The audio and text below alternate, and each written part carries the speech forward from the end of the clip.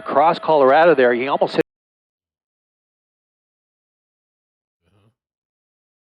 peacefully, but you see.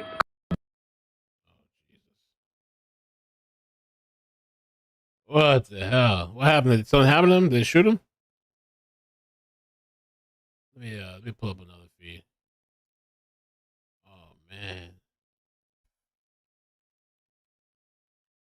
What?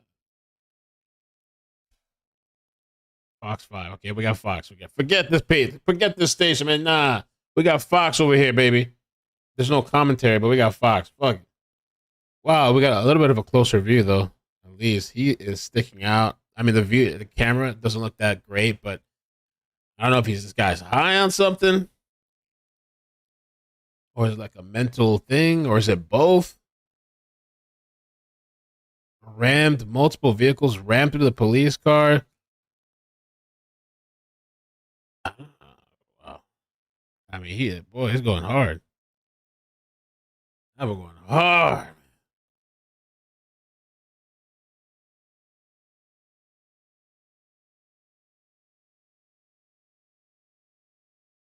There's no volume. Oh wait. And I know there is volume. You actually have a very clear picture. It's hard in the studio. Horrible volume. Clear look. Looks like he's shirtless. Yeah, it's hard to tell, but it is. Maybe the booth can help us out on that one. So yeah, a police standoff in Atwater Village underway here with this person who's clearly unstable and unclear if they sustained injuries at the end of this pursuit because it did. You guys hear it? I had to bump it all the way up. This is Colorado Boulevard. Really, really low on there. It certainly does look like the person is shirtless as they're having this moment now with law enforcement, which we believe is basically where those trees are. So you can't see them well from the picture we have right now, but you do see the skid marks and you do see the end of this pursuit. This standoff in this situation could last for a long time because for hours. Clearly, this person is unpredictable. They believe that they could be armed with a screwdriver. They don't know what else could potentially be in that vehicle. So for law enforcement, So they said screwdriver earlier, and they can wait this person out. They may also want to bring in more specialized equipment, like from SWAT or from other folks who. I gotta fix my mic too. I keep forgetting. Mic's kind of cutting out a little bit. More safe for law enforcement. Rough. It looks like as this person is tapping, maybe with a screwdriver in their hand, that they've got something. This is weird. It's just like puff. Wrist as well. And we are learning that at one point during this, what's described as a short pursuit, that the suspect hit police vehicles. That's some new information. The suspect appears to be injured as well. He crawled into the back of the car. LAPD does not know. He's a danger to himself, though. At this point. Exactly, the circumstances that led to this, and not sure if this Rebecca, is good. How you doing? DWP vehicle, but it does appear. Yeah, little gambler. That's what I think. Vehicle. Yeah, I mean, and it certainly seems like this person is having some sort of mental health episode. What we don't know is, are they high on drugs? Do they have some sort of mental illness? Wow. But that boy going hard. Mommy is somebody. Damn. Screaming and gesticulating wildly in a way that would kind of defy common sense and defy rational.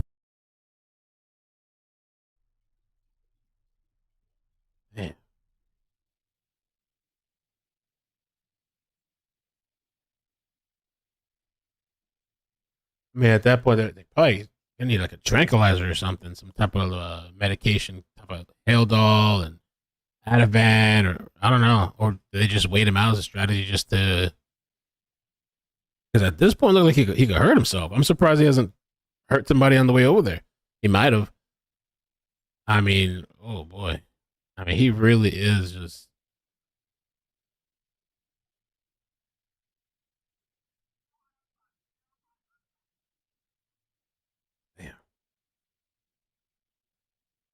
Oh, ABC 7. Thank you, Christina. Let me check that out. Hold on. Let's see if we get ABC 7. ABC 7. Let's check it out.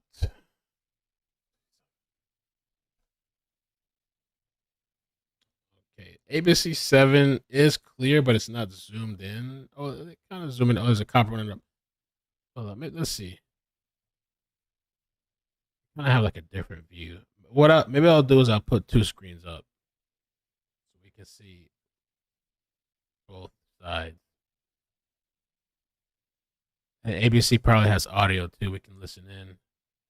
Now coordinating to hopefully end this as peacefully as possible, but this is certainly an unpredictable situation. Very unpredictable. And Chris, we're sort of, by looking at the stance of the officers, I was looking at the CHP officers actually more specifically. It looks like they probably the suspect does not have a gun, or they would be behind one of their doors, taking defense behind the door. So it leads you to believe.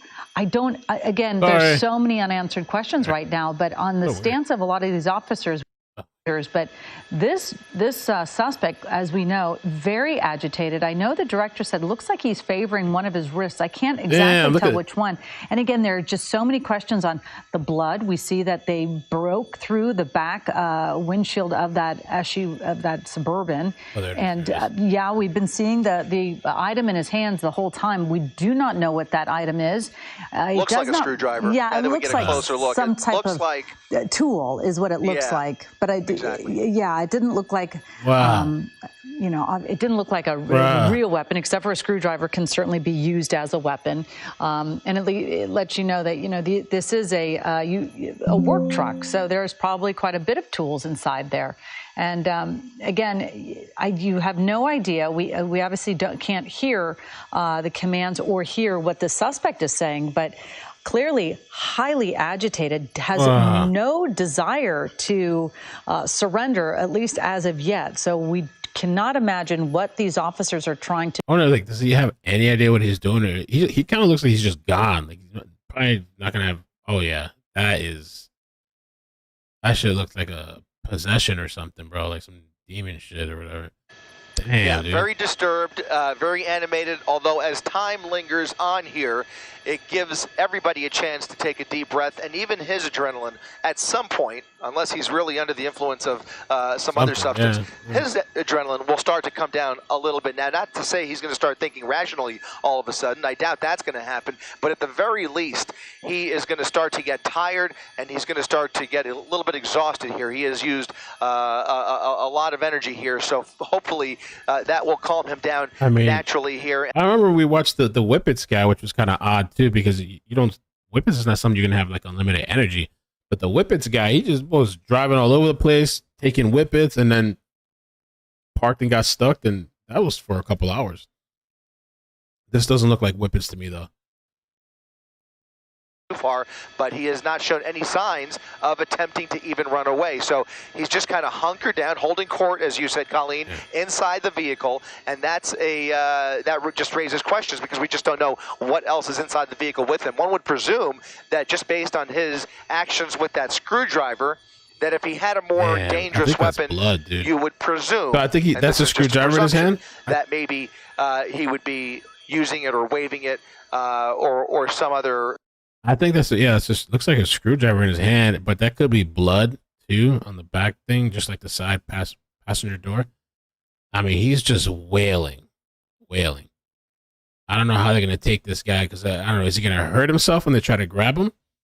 Is those pepper spray things the solution to it? Maybe pepper spray him, Definitely not Whippets, right? Brian. Gun at any moment. Wow. He'll be done, because they will be forced to open fire. That's why you don't see them really hiding out there. There are plenty of guns aimed at that rear window, and if he tries anything stupid, then they will be forced to use force. So hopefully it doesn't come to that. It certainly appears at this point all he's showing is that screwdriver. He could wave that screwdriver all night long, and LAPD will be as patient as they can with him until his arms get tired of waving that screwdriver, because if that's what it takes, that's what they will do to bring this to a peaceful resolution. As long as he's not posing a threat to the public or to those officers, which, by the way, he's already wanted for assault with a deadly weapon on a law enforcement officer. So he is a desperate man, a dangerous man who has rammed that vehicle into patrol cars. That raises the ante here for everybody involved. But if the only weapon is that truck and that screwdriver, and he doesn't move that vehicle, he could play these games all night long until the SWAT team gets here. They'll eventually bring in a Bearcat, and they will approach him very methodically. Now, we're not there yet. You can see that he still are probably waiting for those resources to arrive. He is now, again, continuing his antics here, waving things out of the back of the vehicle, trying to communicate, trying to get something off his chest. They are trying to communicate with him as well. They have PA speakers on those patrol cars, so they can certainly communicate with him. There's a helicopter orbiting around him, and that helicopter has the ability to see if anything else of danger may be inside the vehicle. It's possible. Yeah. So there's plenty of resources here. There are more resources en route to this location. Again, to recap here, we are at the termination of a pursuit at Colorado Boulevard and Edenhurst Avenue, just off of the 5 freeway. A pursuit started by LAPD's Foothill Division. Clearly, we see lots of California Highway Patrol taking over the end of this pursuit. Lots of officers at the ready here, and hopefully they can just wait this guy out until he starts to calm down. Yeah, absolutely. And Chris, you know, we were just talking a little bit about if he has an injury. It does look like that hand that has the screwdriver, because he keeps hitting it up against the back of that tailgate, and it looks like it's getting sort of crimson. I thought about that. Leads me to believe that his hand is actually injured from maybe possibly breaking through this, but that his right hand maybe, because he's. I don't know if that drug is still around. I know it was a thing here in Florida, a big issue, Flocka, and it was giving people like this human strength, and they were doing all kinds of crazy shit. I remember some guy tried to jump over, I think it's a police station parking lot or somewhere, and he impaled himself on the gate. Chris Cross, thank you so much for the 16 months, says, hey, Mel, thank you so much. Thank you guys for joining. If you can hit the like button, I'd appreciate that. Subscribe. All that good stuff. Heavy front end damage, but no damage to that. What is that? A sign I did see that, vehicle, Rob? It looks like a sign. That. There's no damage there, and it looks like the tire is actually off the wheel. So I don't know how that happened, but in any event, there's even some tree. There's part of a tree limb underneath the undercarriage of that. Wow! You see his face as well. So it'll be interesting to find out how this vehicle came to rest in this particular location. He was like smiling. What else he hit? The only thing we know for sure that we've heard is that he hit other officers' vehicles. And so that may be how that damage occurred. Eventually, the vehicle came to rest here, the end of the pursuit, right there in that driveway to a commercial business that appears to be a warehouse. I can't tell the name of the business. However, it does not look like that truck is going anywhere. No, it certainly doesn't. And it doesn't look like, just a little while ago, it seemed like he was calming down. But as we've been looking at these live images, it doesn't really look like if there's a calmness, it's very short-lived, because he is very, very agitated and animated. And he keeps going through rifling through all the items in the back of that Suburban. It looks like this business we're at is actually part of the Sanitation Bureau, the Bureau of Street Services. This is their sanitation center, apparently. It could be just a coincidence that he ended up at this city location, because this is a city work truck that belongs to the Department of Water and Power. Oh my gosh, he looks like a mess. There's so many unanswered questions here, Colleen. How did he get control of this vehicle? Is it a stolen vehicle, or God forbid, is this a city employee? You can't even imagine that, but everything's on the table. That'd be crazy. Right now. Imagine that. Know, city employee. What led to this point? A dramatic night here in Atwater Village, and I can tell you, it started in the Foothill Division. Where exactly it started is still unclear, but there's a story to tell here in terms of what led to this. We just don't have those answers just yet. Our assignment desk is working feverishly to get more information, but right now it is a bona fide standoff here at the corner of Colorado Boulevard and Edenhurst, where that suspect, as you mentioned, remains very, very agitated, still not making any attempt whatsoever to cooperate or to surrender. And at least when he's hanging out of the vehicle, they could see his hands. Oh, look at him. Look at him. He's fiddly inside. When they can't see the hands is when you'll see our photographer, Rob Gluckman, in the back of Air 7 HD here, get that truck out of the shot and focus on those officers, because we just don't know what he's going to produce out of the back of that vehicle, and we don't know what kind of force they may be forced to use here. I can't even tell what he's doing back there. It's very dark, obviously, but there's some kind of string hanging out of there, and you can see really rifling again through those bags, and you can see I think there's like a work hat. So there's quite a few things located inside this this SUV, as well as, you know, we've been looking at his hands. They look like they're both bloodied. So I mean, they look like they're both bloodied.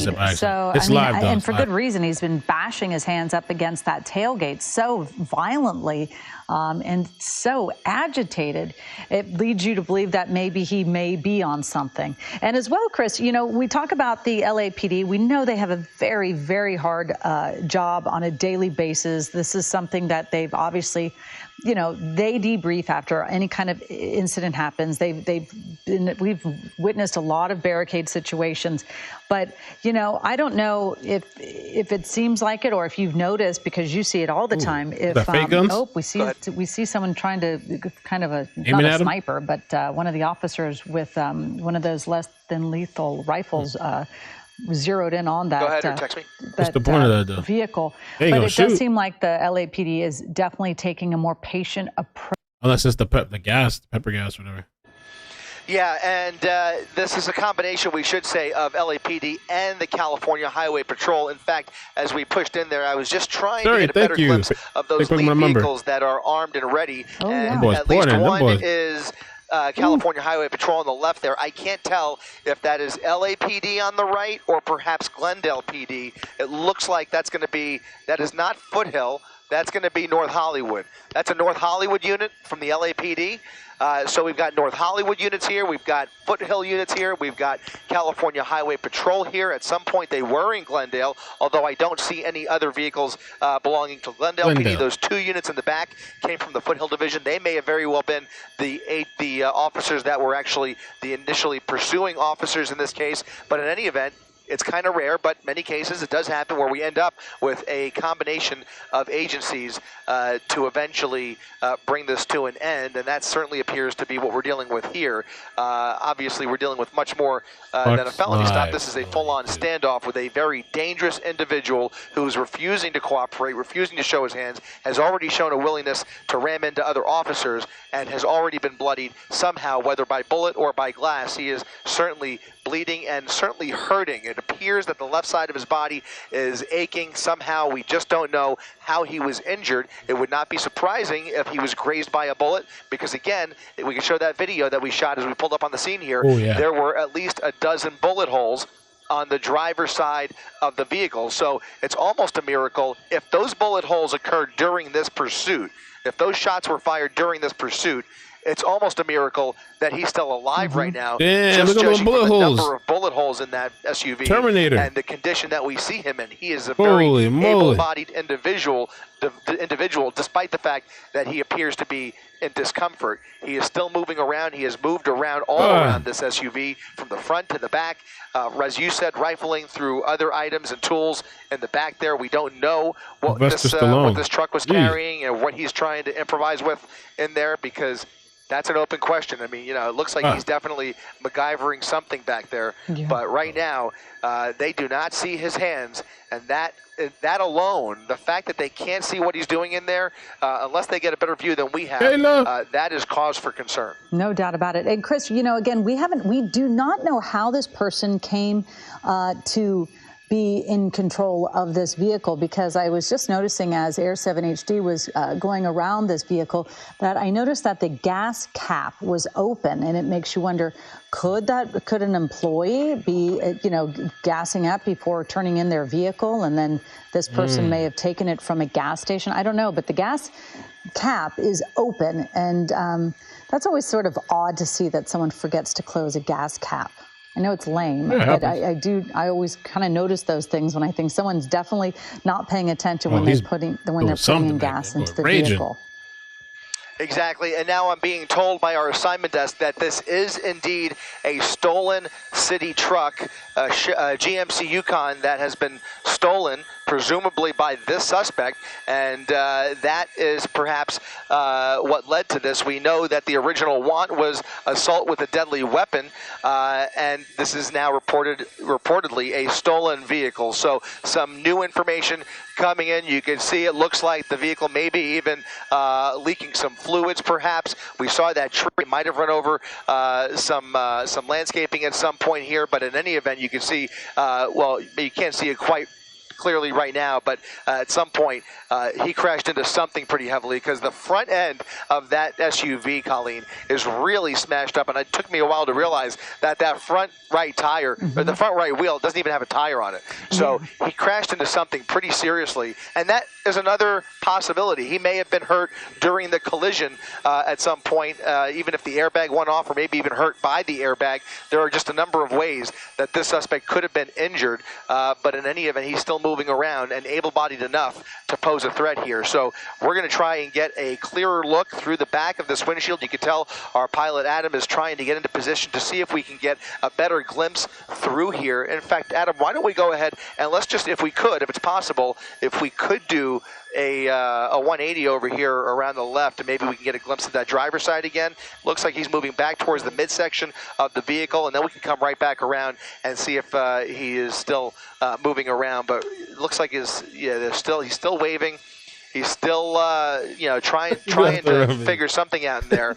But my biggest concern is that they probably, in all likelihood, cannot see what he's doing very clearly in there. Yeah, and Chris, did you say earlier, we're looking at the front right tire, and the tire is off. There's just the rim there. And I'm not sure, maybe they were able to use a spike strip, because you said this is at the end of a pursuit, they were part of a pit maneuver as well, correct? I don't have that information, whether there was a pit approved or whether there were any spike strips employed. I don't know.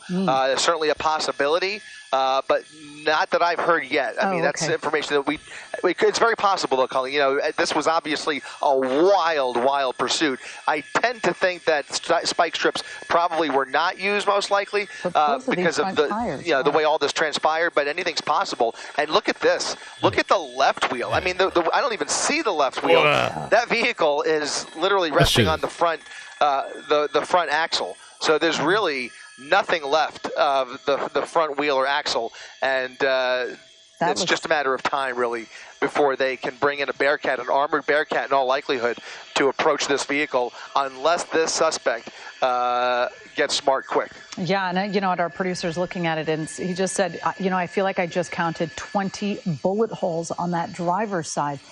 Man, it had to be a very violent and active pursuit, and to get all these law enforcement officers on the scene. It's amazing this guy's alive. I don't know when the bullet thing happened. I'm guessing when he rammed maybe through the police cars. Maybe they just started lighting his ass up. CHP, weirdly, a moment ago, because the CHP is the one who has a kind of a less than lethal assault rifle targeted, trained on that vehicle. Well, they've got both. Yeah, they've got very lethal and then the less than lethal at the ready, just depending on what they're faced with here. You can see the supervisor down there occasionally walking around to the other units, kind of strategizing and giving certain approvals. At this point, I think they have the luxury in this case of being patient with this guy, just based on what we're seeing here. Again, anything could change. That could change on a dime. But from what I'm seeing here, they have the luxury, unless he shows a firearm, I think they could wait this guy out extensively until negotiators arrive and eventually the SWAT team possibly to approach this vehicle. Really? But I don't see anything else happening between now and then. It could be, Colleen, quite extensive standoff into the evening. It's certainly possible. It certainly is. And, we haven't seen the suspect come out of the back window to sort of engage with the officers. He's been inside for a while. Yeah, he's inside. He's been inside this whole time, pretty much, except for when he was hanging out at one point. And at least when you see him moving, he's you look at some of the replay too. He's conscious and alert. At some point, if he hides himself in the back seat there, and when we lose visual or they lose visual, you can see is I can't even tell if that's his hands or feet. But in any event, if they could tell what he's doing, that's great. But if they lose sight of him, then they have the open question of, whether he's, obviously he's bleeding. Is he bleeding profusely where he's in danger of passing out? We don't know. Is it a minor cut and scrape from glass? That's a different story, right? So he may be just kind of nursing that wound inside that truck. At this point, from our vantage point, it's really anybody's guess. But as long as they have eyes on him, which from their perspective, considering that we could see his movement there through the rear windshield, I think they could safely just kind of babysit the situation until they have additional resources. It must be very difficult to figure out who the suspect is. Many times that cars are stolen and or they're just part of a pursuit because the suspect is trying to just get away from authorities. But right now, trying to figure out who this suspect is, their criminal history, if they have any.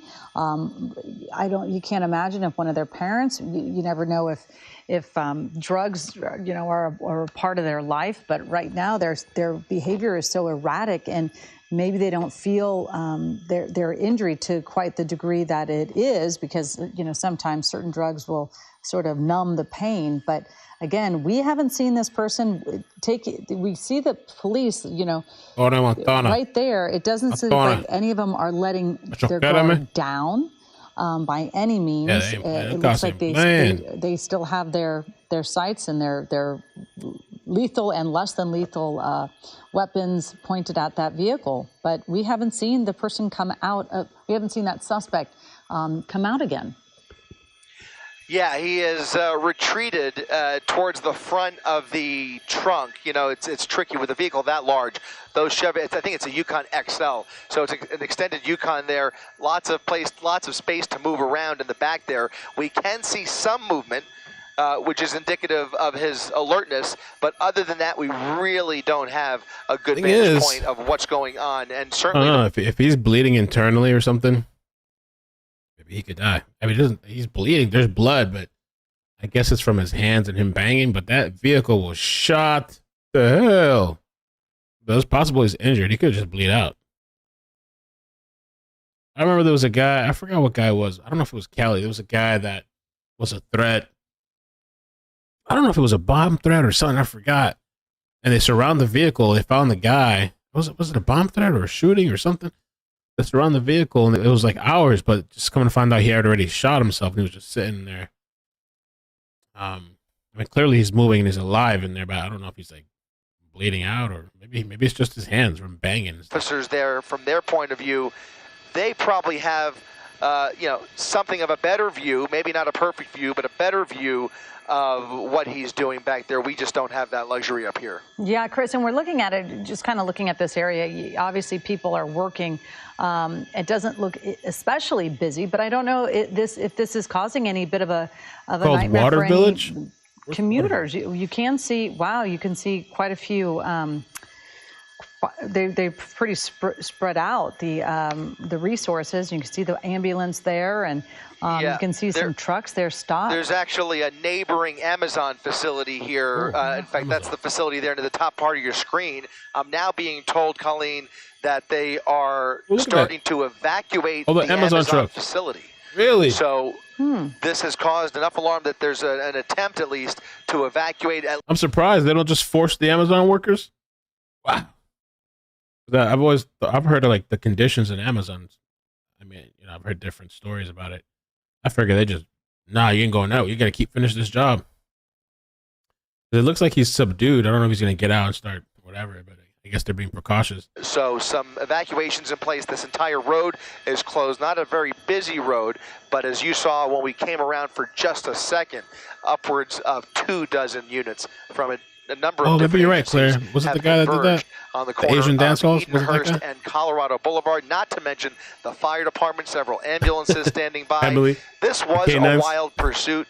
You kind of wish we were over it so we could tell you more of the story and put more of these puzzle pieces together, but it all happened so fast that it leaves a lot to the imagination as to what in the world provoke this guy? How in the world did they end up in this situation where they were forced to fire that many bullets if they were indeed fired by officers? This certainly must have been a very, very dramatic police chase. No kidding. Absolutely. And you said everything that, many of us are thinking. Like, too bad we didn't get a chance to get over this when it was happening, but it was fast. Especially you see, you just by the looks of that vehicle, you can just tell it was a very dangerous pursuit. And again, we're waiting to see how this person got their hands on this vehicle, where they, was it just stolen or was it carjacked? We just don't know. We're still trying to figure out. And of course, law enforcement's very busy. That is one of the hardest things for news gathering, is when you really need some answers and you want some answers. You can't always get a hold of them because they're busy watching this and trying to figure out what are they going to do next. They obviously have watch commanders who are watching this. You have several different police agencies involved in this, and everyone's trying to make this a peaceful and a quick resolution. Nobody wants to be out there any longer than they need to, and they certainly don't want to hurt this person. Oh, I can tell you at this point, they are not going to approach that vehicle. The call's been put out. The SWAT team is on the way SWAT out team's here, coming? and it will be up to them in all likelihood to resolve this situation. This is now a standoff, and whether it's a car or a building, he is not coming out, right? So it's a standoff is a standoff. At this point, they're going to treat it like a standoff, wait for the pros to come in and negotiate with him, and hopefully they will be able to approach him with the proper equipment and the right negotiators to hopefully calm him down. And, with any luck, maybe he will surrender later on, but he still... Somebody tweeted me, Stick said, we have tranquilizer guns for animals, why not humans? I don't know. I've always thought about that because they could... I don't know if there's some type of... Are they worried about shooting him in a particular place? But if they could shoot him with some Haldol and Ativan IV, I don't know if that's even possible. They probably could. Get a little injection, that would calm him down. I mean, it looks like he's kind of settled a bit. Somewhat. I don't know. He's still kind of ravaging in there in the back, but not as much. Oh, what's in his hand? Oh, whoa. Is that a bottle? To take the actions that they did, but they're clearly not in a clear thinking mindset right now. Yeah. And all they're looking at is it's one person against all those other law enforcement officers. So it's kind of creepy to see how his head kind of contorts like this, it's very what's the word? I don't know, involuntary. Just kind of very primal, just not there. How long these individuals? What the heck? If he's on something, what the heck is he on? Finished. It looks like we're starting to see him again. Yeah, he is definitely coming closer to that rear windshield. I can tell you that the SWAT team is now within range. They're only about 3 or 4 minutes out. So they should be here any minute, and then they will have an opportunity to get a briefing from the supervisor on the scene down there. It's still a screwdriver, then they right? will huddle up and come up with their own. They better figure that shit out soon, though. I don't know how long this guy's going to... He still has the screwdriver. I mean, if they bring... I don't know if they bring the Bearcat for this guy. Or they could just roll up with riot shields and pump it with gas in that thing. And I don't know, would the gas even be effective? Would it irritate him and kind of subdue, make him at least get out? They can tackle him? Or would he just chill in that shit? Wasn't there some guy that was like chilling in the gas and shit? I think it was the Whippets guy. Whippets dude, I think it was Whippets. Homeboy was just chilling and the shit was all smoking up, gassed out. He was just chilling. I think at one point he even grabbed the shit and threw it back at him. Or threw it out the car. Time to get their act together, have a conversation, come up with the best strategy, pull that Bearcat, that armored vehicle eventually will approach the SUV, and then they will, in all likelihood, toss some pepper spray, some pepper balls in the back of that vehicle and gas him out. Most likely would be my guess. This is speculation on my part, but most likely they will try and use either pepper spray or gas to essentially smoke him out. And if that doesn't work, they will resort to other means. Certainly canines are standing by at the ready as well. They've got all their tools here, and so they are ready to use them if they are put in that position. Yeah, again, the animal lover in me is always hoping that they don't put the canine in. Of course. Just because they are so agitated, and they have the screwdriver, which is could be used as a weapon, especially for if they are feeling like they are, they have nothing to lose. They'll certainly do whatever they can. I was wondering why they haven't done, but of course it's always easy to sort of be curious about what law enforcement procedures, and it is changing, but many times I didn't know that. Is it just the SWAT team that tends to do all the tear gas or pepper spray balls? Or is it just the SWAT team that does it? Or that's right. I was thinking that the officers. The officers do have less than lethal weapons that they can use that are more like rubber bullets or bean bags and that type of thing. But in terms of the more sophisticated equipment, those are left to the SWAT team to deploy. We bring up he just tossed something. Yeah, out. Looks like business cards. He's got maybe a wallet, or maybe liberated a great he's many showing countries. something. He is definitely communicating, definitely angry. Threw something out the back there, just another card. I don't know if these are credit cards or business cards or what the deal is here. He's now tossing some papers out the window. We mentioned the canine units just a moment ago, Colleen. I think the first thing that comes to my mind the Bearcats, is the baby. amount of glass the big around boys. that vehicle, which would prevent them from sending the dogs in. But here comes the SWAT team's Bearcat. They are now ready to jump right into action. The big Look boys at ain't this, playing. They pull right up, too. Right up to the vehicle with no time to waste here. A little bit. We were told about 5 minutes ago that they'd be here in just a few, and certainly they have pulled in right up to that SUV in quite the hurry. Now, Chris, that is probably one of several other... Chris, I'm going to interrupt you really quickly, because as we head to the bottom of the half hour here, you can get the latest on this barricade situation on Eyewitness News at 11 o'clock, and we will continue to stream live coverage here on abc7.com or on the ABC7 Los Angeles app. Again, we're talking about this standoff that's happening here in Atwater Village. Okay, I got the in case they cut, I got the other. Yeah, it really is a tense situation now, and all the more tense that these officers have now pulled up right up to the vehicle. Now, obviously, that's I don't think I've ever seen the Bearcat move that fast. That shit, scoops right up. How many guys they got inside that thing? Between the suspect and those other officers a little bit further back here. Those officers, including those, a little bit of a breather now, knowing that the LAPD SWAT team has pulled up here, and they will most likely be the ones to take over this operation.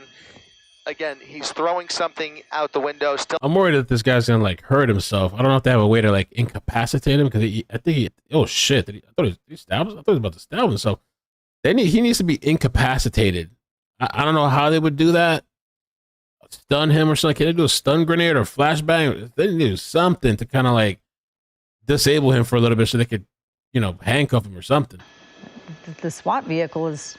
He doesn't look like he's talking to the officers inside that vehicle. Oh, he's looking at that shit, though. No, he's not. And now you see that Bearcat pulling away, trying to put a little distance. So we'll see what their next move is here. But it's striking to me. Here comes the other one. I told you there might be more than one. And certainly here comes another armored vehicle with perhaps different tools in place. What you going to do when they come for you? If he goes for a run.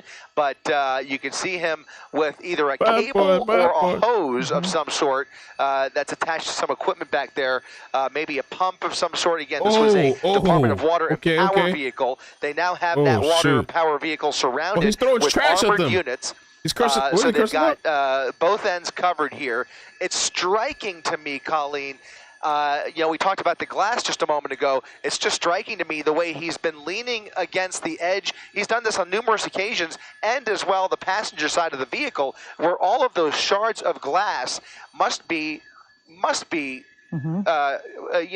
cutting him up, cutting his skin every time he reaches around that windshield there. But you can just see the amount of glass inside the vehicle and on the ground there as he comes out. This is just a recipe for more blood. And the reason I bring it up is because he doesn't seem to be reacting to any kind of pain. He seems uncomfortable. Earlier we saw him kind of babying the left side of his body. He appeared to be in discomfort, but it does not look like he is reacting to any sharp or acute pain, which almost makes you wonder what he might possibly be under the influence of here. He is just not acting, not only is he not acting rationally, he's not acting normal physically. He's really erratic and very, very, very volatile, just the way he's behaving and also the way he's communicating. Yeah, absolutely, Chris. Exactly. When you're not responding to all that blood that clearly is coming from him, and you could see him winding those cables in the back of that vehicle, winding them around his wrist. He's extremely agitated. I know we have some video. We might want to break away for half a second of some shots fired, and we have some natural sound, so we can take a listen and look at some of the shots being fired at this vehicle.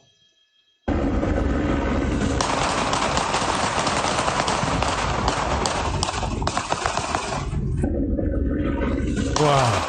Oh, they lit him up. Wow. They lit him up. Pretty remarkable. You heard that, Chris. I don't know if you can see it from your vantage point, but you could see law enforcement taking a stand, pointing, firing away at that vehicle, and then it kind of took off. I counted, at a minimum, I counted 30 shots there. They missed every shot. Unfortunately, I was not able to view it as you were and you guys at home, but I counted at least 30 shots being fired there, and that is certainly,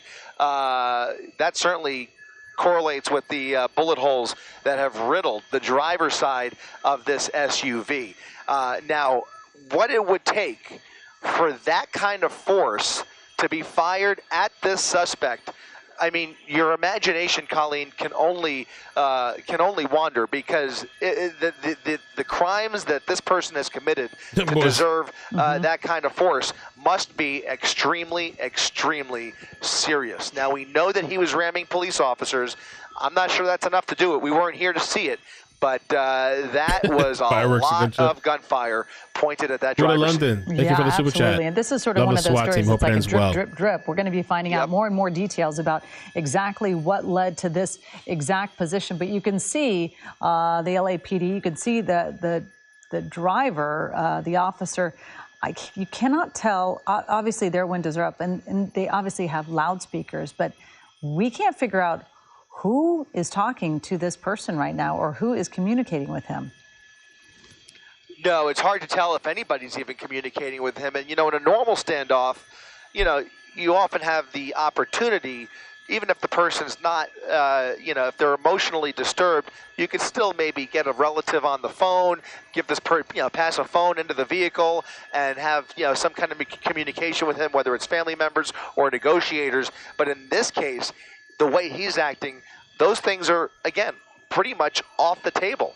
They have a live wire inside of that vehicle, and now it's just a matter of getting him out.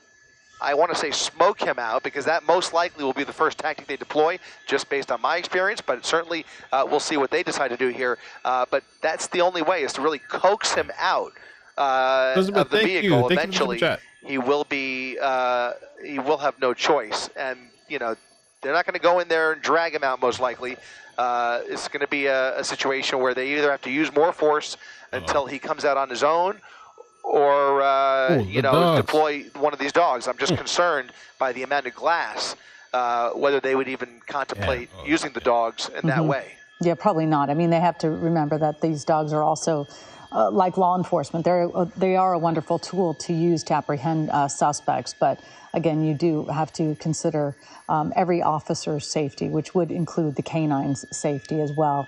And I mean, I can't understand how they obviously are trying to figure out what is the best way to get this person to give up, because they're not going to give up. I don't know. So you can see them; they are still Dave said coax him with drugs. Stace, thank you for the super chat. Says he talking to himself. Drugs are bad. Okay. Huda, thank you so much. Kristen Bird, thank you for the super chat. Says welcome to The Walking Dead. Let me try that again. The Walking Dead zombie. Paul W, thanks for the super chat. Says thanks for the coverage. And Veronica, thanks for the 8 months. All right, let's see what's going to happen. He would say it was a tough call, because the person was so high on drugs that they can't feel any pain whatsoever, and it is very it's kind of scary for the officers responding, because they're just so unpredictable, and you have no clue what they're on. It really is, and it's really what's going through my mind in this exact situation. Something tells me that may be what they're dealing with down there, although we don't have any confirmation of that. Obviously, one can deduce that this person is most likely under the influence of something, and something strong, just based on his behavior and his lack of reaction to pain.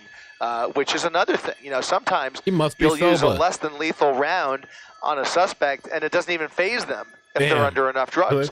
So it's you know, all these things kind of help you weed out what types of tools you can use in any given situation. And as you mentioned so eloquently, every single situation that these officers face on a daily basis is different. Every encounter with a dangerous suspect, no two are alike. And I could say that as a reporter who covers these situations, they're all different. They all take on a life of their own, and a different danger is posed every single time to different, you know, to these officers on the ground there.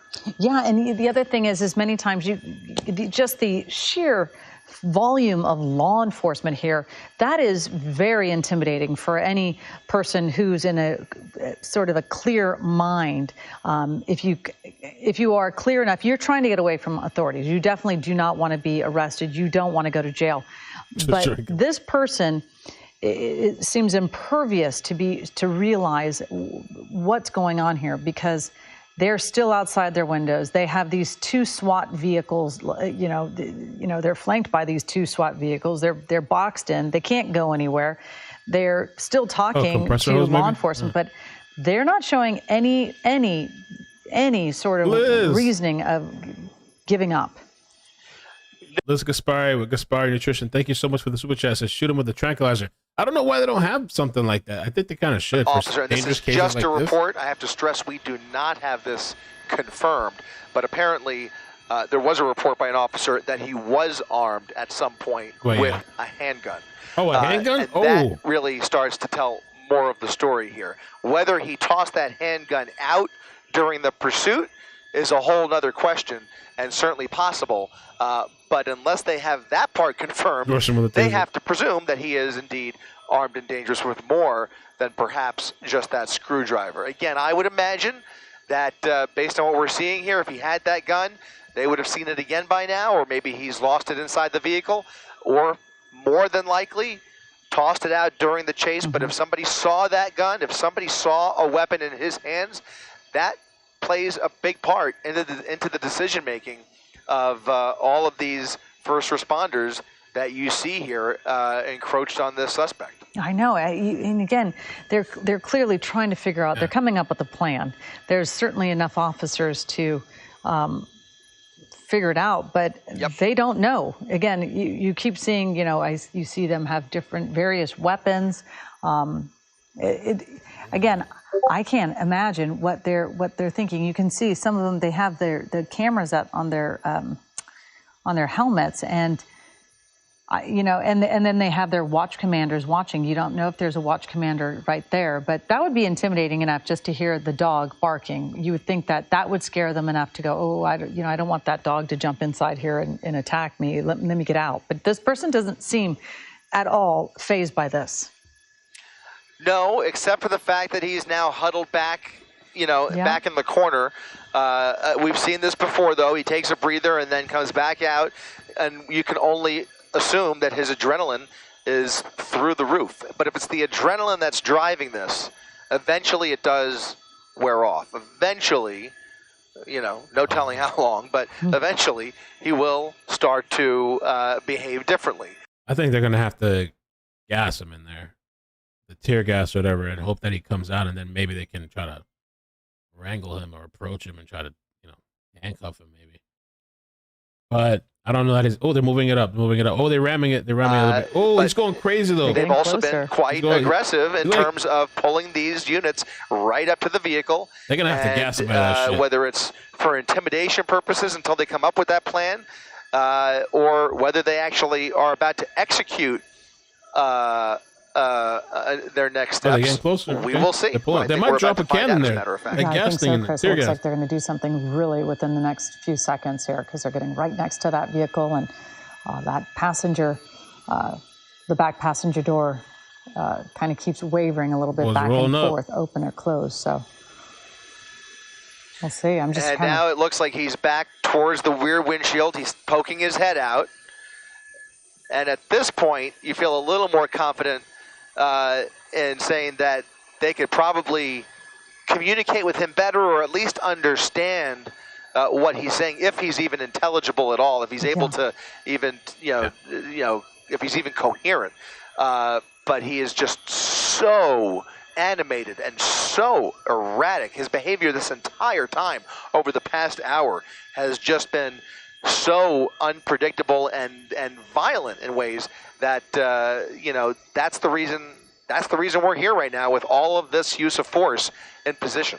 Yeah, it's always interesting when you see those the rotating disc on the top of those SWAT vehicles kind of get into position to use it as a shield, to see what is that person, what's that law enforcement officer doing that they can't see. Thank you. From any other the vantage points that they have. I know that those windows are very, very tinted in that Yukon, but I mean, I just keep wondering, and I know that we've never reported on it, or we haven't reported. It was just one suspect in there. We don't know if there was anybody else in this vehicle, correct? Only because there's so many bullet holes. It's just amazing that one could possibly survive that. That's exactly right. Unfortunately, it's really a mystery at this point. We can hope that it's just him. Yeah. But whether there's anybody else dead or alive inside that vehicle is certainly a mystery at this point. Now here comes another officer to the top of the vehicle, and my assumption here, I hate to make too many of those, but without speculating too much, my best guess would be we might be seeing the preparations for gas deployment into that vehicle. Fancy though. He just saw something else out. Toolbox? They're gonna shoot into there. There is the gun that will fire gas canister, either a canister or a pepper ball inside the vehicle. SW, what's up? And we will see, and we'll know right away, hopefully, if we can maintain a visual here, we'll have a better idea of how he reacts. If he doesn't react at all, that tells you something. And hopefully, if he does react, it'll prompt him to, think a little harder about what's going on here, and maybe physically he'll just be so uncomfortable he'll climb out of the vehicle. We'll just have to see here. Yeah, I mean, I'm like kind of holding my breath here watching. It's not many times you get to get this kind of vantage point. No. What the? Let me check out the website. Oh, the website's good. Hold on. Do the website. Another officer using the other shield, doing the same thing, but at least we see that one with, right? There's not another no, just this one. That just that one, and he's still aiming, right into the direction of the suspect there. It'll be a little bit difficult at first to tell when he fires, but you might see a little bit of smoke emanate from the weapon, and then we should expect to see some kind of movement from that suspect. Maybe they're trying to intimidate him, but I think any minute they're going to have to put that to use here in just a minute. Yeah, I know. I'm watching and I still see you see how bloody that hand is. His hand, both of his hands, both hands are covered in blood. Whether the hands are bleeding or whether he's nursing another wound with those hands, his hands are covered.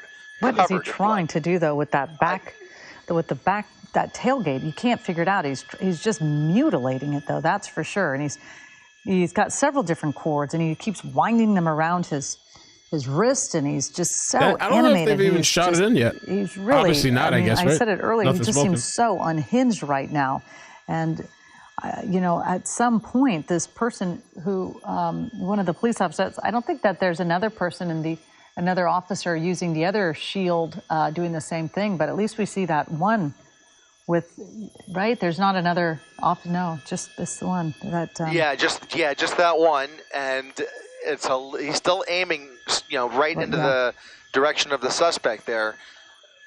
it'll be a little bit difficult at first to tell when he fires, but you might see a little bit of smoke emanate from the weapon, and then we should expect to see some kind of movement from that suspect. Maybe they're trying to intimidate him, but I think any minute they're going to have to put that to use here in just a minute. Yeah, I know. I'm watching the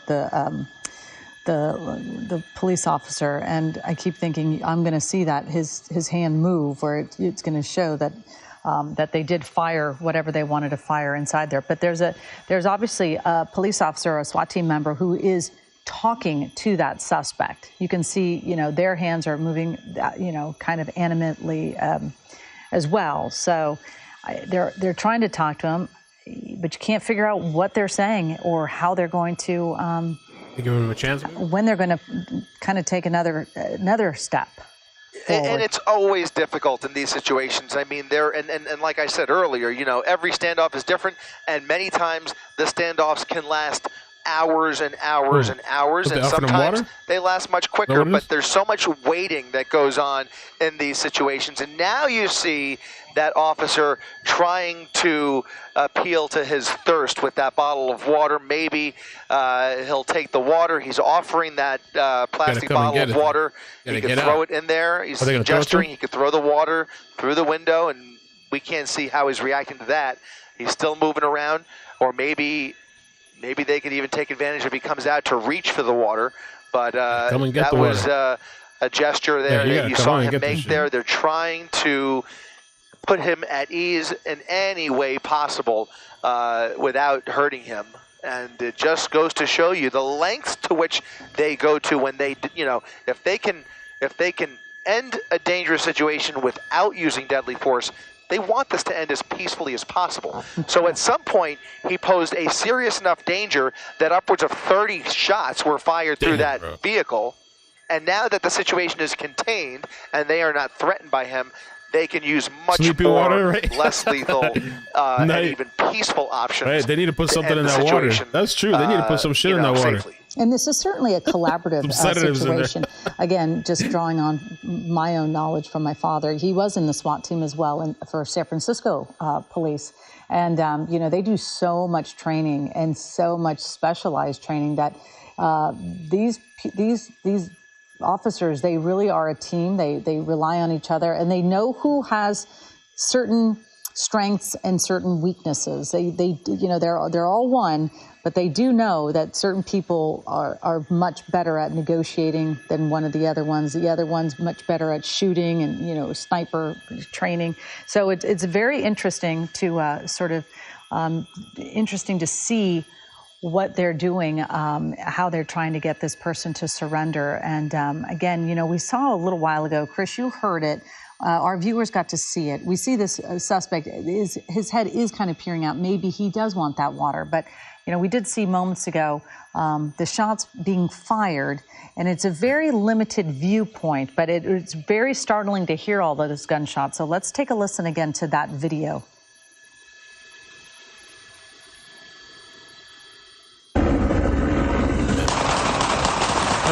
Lit that shit up. Missed every single shot too. I mean, I guess it's good. It makes you think, and when you hear the bullets and when you hear it firing, it makes you think that is the suspect firing upon the officers, because they really take a stance of that they are taking shots being fired at them. But again, this is very limited video that we were seeing from somebody else who obviously filmed it on their phone. So it's cell phone video is what it is. Yeah, we should point out again, he did ram into several officers. So that is very serious. And judging by the damage on the truck, these were not love taps. These were pretty hard hits. So at this point, we haven't heard of any officers being injured. But this was a violent enough encounter that certainly that was a possibility. And again, just the attempt of ramming a law enforcement officer, especially at the speeds required to cause that kind of damage, are very, very serious charges. And if you add to that he was seen at some point with a small caliber pistol, even if he didn't use it, here comes a third. Look at this. Here comes a third Bearcat. that's going to pull into position. So some heavy artillery now surrounding this suspect. They are really ready for anything here. We've, you know, we've seen this on occasion, and this is a night where they are putting all the tools to good use here to try and end this as peacefully as possible. Some people will look at this picture and, you know, immediately think and wonder or ask questions about whether this kind of force is necessary. The fact of the matter is, it's this kind of force that is most likely to bring this to a peaceful resolution. That's how you get a peaceful resolution sometimes, by being able to bring in enough equipment that you don't put officers' lives in danger, and you can end this. You just give yourself more options at the end of the day to end a situation like this safely. Yeah, and you know, and when you're saying you have to bring in quite a few resources, it's also, you know, public safety. You don't want this person getting out. They're so erratic. You never know where, if they went into one of these office buildings, you can understand why they would want to evacuate some of the nearby buildings and businesses, because you wouldn't want somebody like this. No indication of that, not yet. One way or the other. Sorry about that, Chris. I know you're getting spoken to by our assignment desk and producers and directors. Sorry, no, that's okay. But I was saying, you had said just moments ago, you're bringing in a lot of resources to bring this to a peaceful end because this person is so erratic. And can you imagine if we didn't have these resources? You're right by these warehouses. They could just run inside one of these warehouses and really create a terror for any of these innocent people who are working nearby. Absolutely, and like we said earlier, they have taken the additional precautionary step of evacuating at least part of that Amazon facility, which is a couple hundred feet away, and they have completely shut down this entire area. So they've really isolated this situation, and they've contained it. Literally and figuratively, they have contained this suspect with 3 armored Bearcats. And at any moment now, I would expect to see a long pole. Typically, they will use a long pole to deploy that gas canister. It may be a situation where it comes from behind while he's distracted on, you know, in the rear of the vehicle. Maybe they try and insert the gas through the front while he's not looking, or perhaps they go head on through the side. We just don't know. There's all kinds of ways that they could play this, and the goal is obviously to catch him off guard. But there's a lot of strategizing that goes into these, and sometimes from up here, it looks like and feels, I got to tell you, Colleen, sometimes it feels like they're just waiting around, but they're not waiting. They are actively strategizing and coming up with not only a plan A, but a plan B, a plan C, and a plan D. They are always equipped with contingency plans when they go into any situation, especially one as volatile as this. Yeah, and you can see that officer sort of taking different vantage points to see inside that vehicle and waiting for the go-ahead to move forward with whatever he's been instructed to do.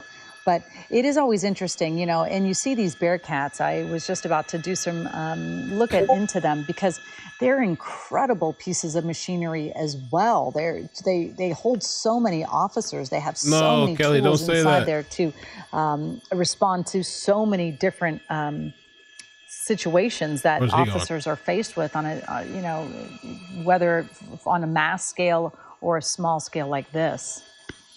Yeah, and you're right. Yeah, I think he's just basically waiting for that go-ahead. He's essentially just waiting for the call. There's a supervisor on scene down there who will ultimately give the go-ahead for any particular action that they take here. And as they continue to strategize, they are also losing a little bit of daylight. And in a few more moments, the sun is already set. So you can expect that in the next few minutes here, over the next half hour, they will start to lose daylight. But because of the close quarters here and the nature of proximity here, they won't lose visual. They won't lose too much advantage here. They've got plenty of lights of their own. They've got goggles. They've got floodlights if they need to light up the truck. They have so many tools at their disposal. I don't think that the loss of daylight will play a big role here, but just mentioning that as night falls, the situation does change slightly. Oh yeah, absolutely. And you certainly, light obviously, it definitely gives you advantage during a situation that's hostile like this. But again, you cannot get in the mind of a suspect when they're faced with what they're facing. But they've been in this situation for quite some time now, Chris. Probably close to an hour or so, wouldn't you say? Well over almost 2 hours, about at least an hour and a half, maybe going at an hour 45. One of the things that would prevent them or at least slow them down a little bit would be, and we can't say that this is happening because we don't have very good visibility into that white SUV, but they might be, altering their plans depending on what they see him doing in there. Now, he's moved further up towards the front of the truck, to the trunk of the truck, I should say, and, if they see him in a state where he may be suicidal or maybe trying to self-harm himself, that is another variable that they will try and prevent, and that'll kind of alter their next steps, their next course of action here. I'm again speculating because there are indications that he is certainly capable of that, but obviously we just don't know that for sure. But just judging from what we're seeing here, it's at least a possibility based on their disposition here. Yeah, it's unusual to see 3 Bearcats really rolled hard on this guy. Closed in on a suspect. I guess because he rammed the cops. Like you said, they have the resources. Sometimes they feel that they are in need. We saw those gunshots. We heard the gunfire. They know that this person is quite dangerous. And when you see the video again, we saw it a moment ago. We can take a look at it again, but. When you see that video and you hear the rapid gunfire, you can't tell who's actually firing.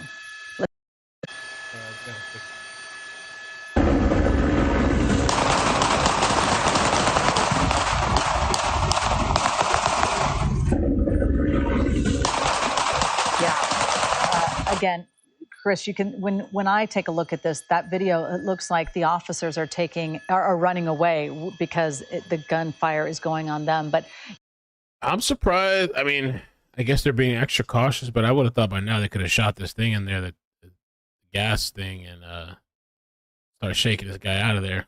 But I guess they're taking every precaution. Atwater Village at Colorado Boulevard in Edenhurst, where 3 Bobcats are now the SWAT team from LAPD. They have now responded to the scene. They're trying to get this under control. Chris, what time is it over there? You can give a bit of a recap on exactly what led us to this point. I'll let them do the recap, and I'll tell you. Yeah, it's been a dramatic evening here, and as we come to the end of this pursuit in Atwater Village, we should reiterate that this all started earlier in the afternoon up in the San Fernando Valley, somewhere in LAPD's Foothill Division. To recap what we've seen here this afternoon was an extended chase, a wild and crazy chase at that led eventually onto the 134. Off of the 134 near Colorado is where the officer first called for help. In that general vicinity, there was a call for help by one of those LAPD officers, and then came those shots, came the gunfire, rather, that you spoke of, Colleen. So there was a call for help by those officers. We don't know what prompted that. We only know that there were numerous reports of the suspect ramming the vehicle into police patrol cars. So whether he was cornered and trying to back out of a tight space or a dead end, certainly a possibility. In any event, the pursuit continued further down, paralleling the 5 freeway. He ended up on Edenhurst, never actually got onto the 5 freeway, but came to a stop eventually here at Edenhurst and Colorado Boulevard, where dozens of LAPD, California Highway Patrol, and other agencies are here at the end of this pursuit. Wow. A wild chase where this suspect damaged that stolen vehicle by ramming into patrol cars and disabled the vehicle. You can see very heavy front-end damage. The wheels are off of the vehicle, so the vehicle is disabled, not going anywhere. And when we first pulled up on the scene, we could see just how agitated and violent that suspect was as he was screaming out the passenger window, crawling across broken glass, eventually into the back of the truck and punching out the rear windshield of that white Chevy GMC Yukon, rather. That is a Department of Water and Power truck, incidentally, a stolen truck from the city of Los Angeles.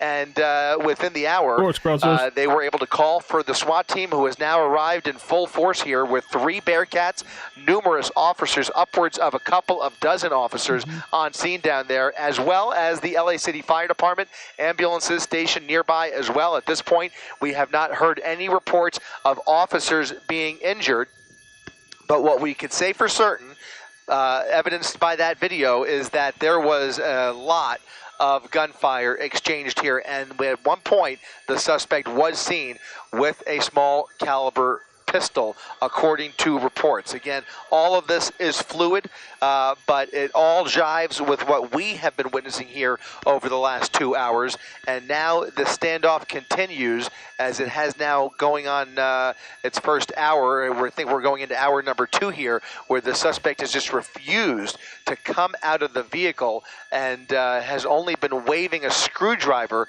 out of that back windshield, never really posing a threat to officers since we've been here. They have had guns trained in his direction the entire time, and now that the LAPD SWAT team has taken over, you can see the dynamics of this situation have changed dramatically. As the sun goes down, they have every tool ready at their disposal, including canine units, less than lethal weaponry, certainly lethal rifles, as evidenced by that officer up on the hatchback, the top hatch, I should say, of that Bearcat. He's got a long rifle aimed right in that suspect's direction, and still, as we zoom in, you can see he is continuing to fidget around with that air tank. It appears to be a tank with a hose, a yellow tank with a hose that he is fidgeting with. Yeah, you can definitely see that, and you can see these are always somewhat fascinating to watch as well, because to see how they're going to get this person to leave this vehicle or surrender. I know you said it earlier, you didn't want to speculate, but I echo what you're saying. I don't see this person coming out on their own. I think they are going to be forced out, whether it's going to be by, just the sting and the pain of a non-lethal round of bullets that might hit them, or pepper spray or pepper balls that are deployed inside that vehicle. But again, you can see you get a really good look at his hands. They're just, both of them are just so bloodied and raw looking. And to see that it doesn't look like, he is licking his wounds by any means. He looks like he is very agitated. He is doing all kinds of busy work inside there with those cables, or, those tubes that are coming from the air tank. And that might be one of the reasons why they haven't fired anything inside there. Blow up? You never know. Maybe Water and Power Company has said, that tank is whatever it is. It could be hazardous if it's punctured. But there's the thing. There's that little pole. Maybe they're going to put. Yeah, it certainly could be. And now you see that pole there. That long pole is indicative of. You could use that for a number of different things. In this case, my money is they will drop a gas canister inside the vehicle using that pole. That's my guess. Again, all kinds of possibilities. I don't know. It does kind of look like he wrapped that thing around him. Maybe not. Strap the tank around himself. I don't know what he's doing with that. Been wondering for a while. Or if it's another part of his body that may have been either grazed by a bullet or hurt by the glass as the glass was shattering. Of course, you have bullets flying through glass. You have him punching out the back windshield. The chaotic nature of how all of this ended has just left a lot to the imagination, but clearly we could say that he is injured somehow and his hands extremely raw and bloodied, and now it's a question of whether they can resolve this using less lethal force.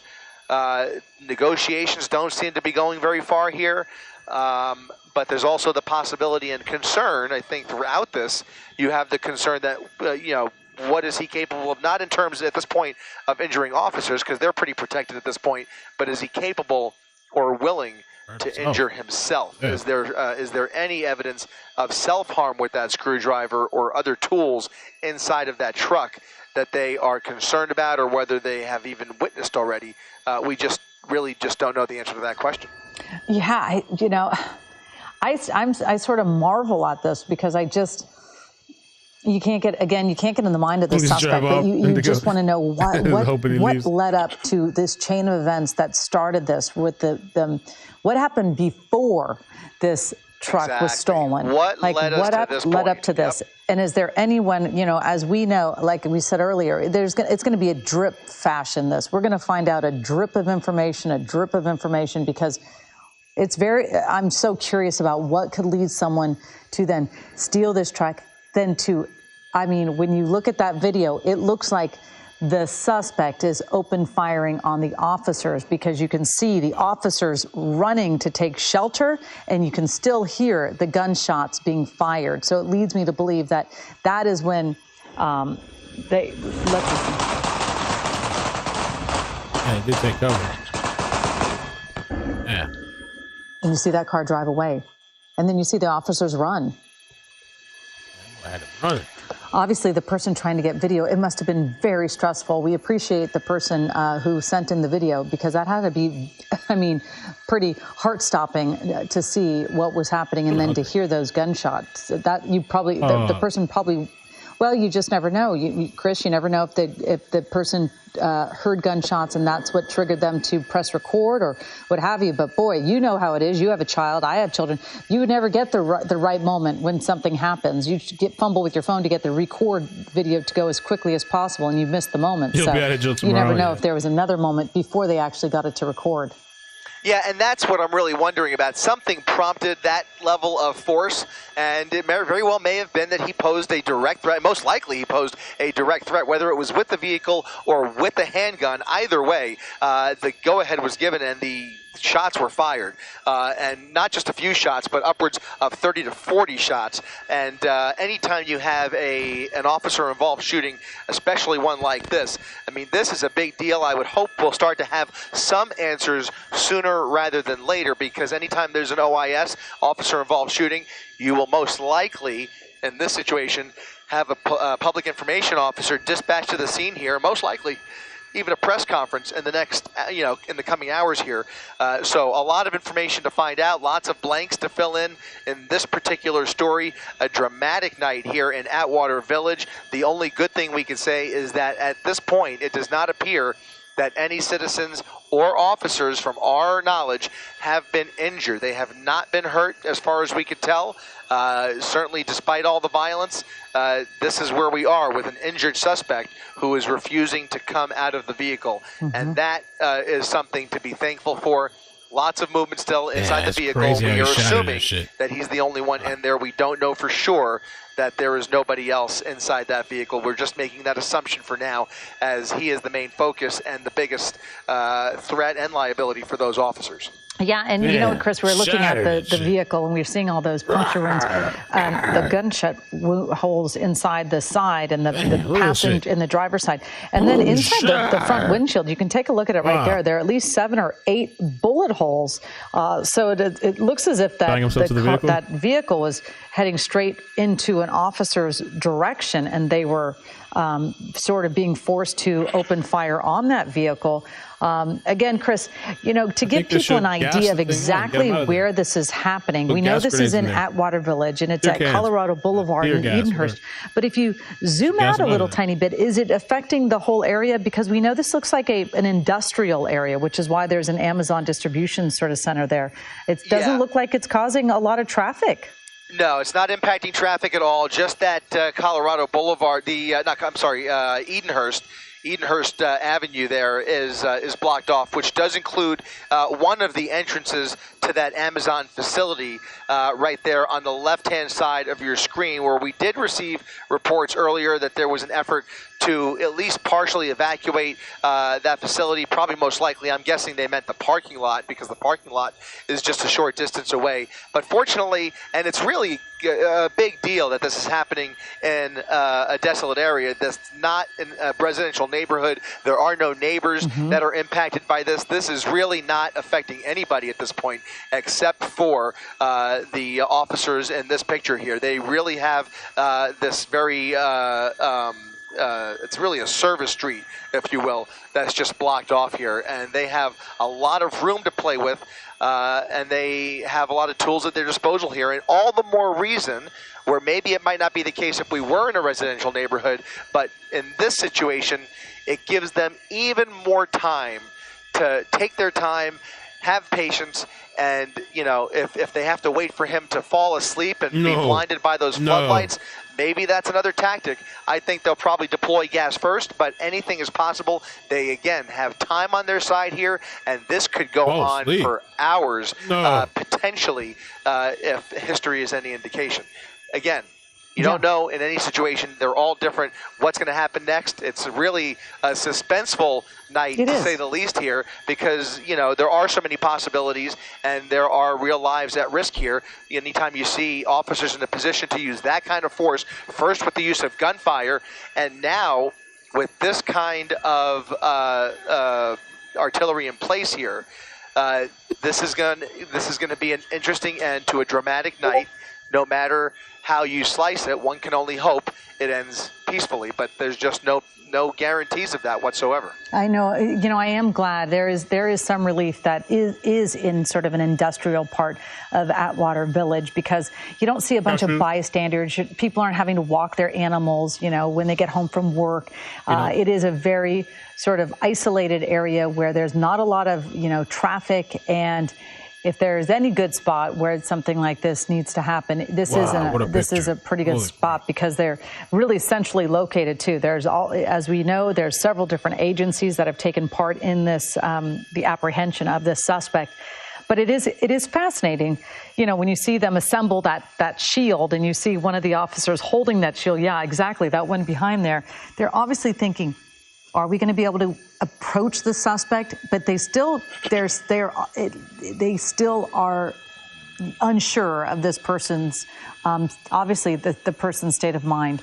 And you know, look at all that blood on the back of that tailgate, and look at that person's hand. I mean, we see where a lot of this blood is coming from. It's gruesome. It's gruesome, really is. And, you know, not only do they not know what he's thinking or what he's capable of or what he's under the influence of, but they also don't know what else is in that vehicle. And we should reiterate, especially for those just joining us, this is a suspect who was spotted at one point, reportedly by one of those officers, to have a handgun in his possession.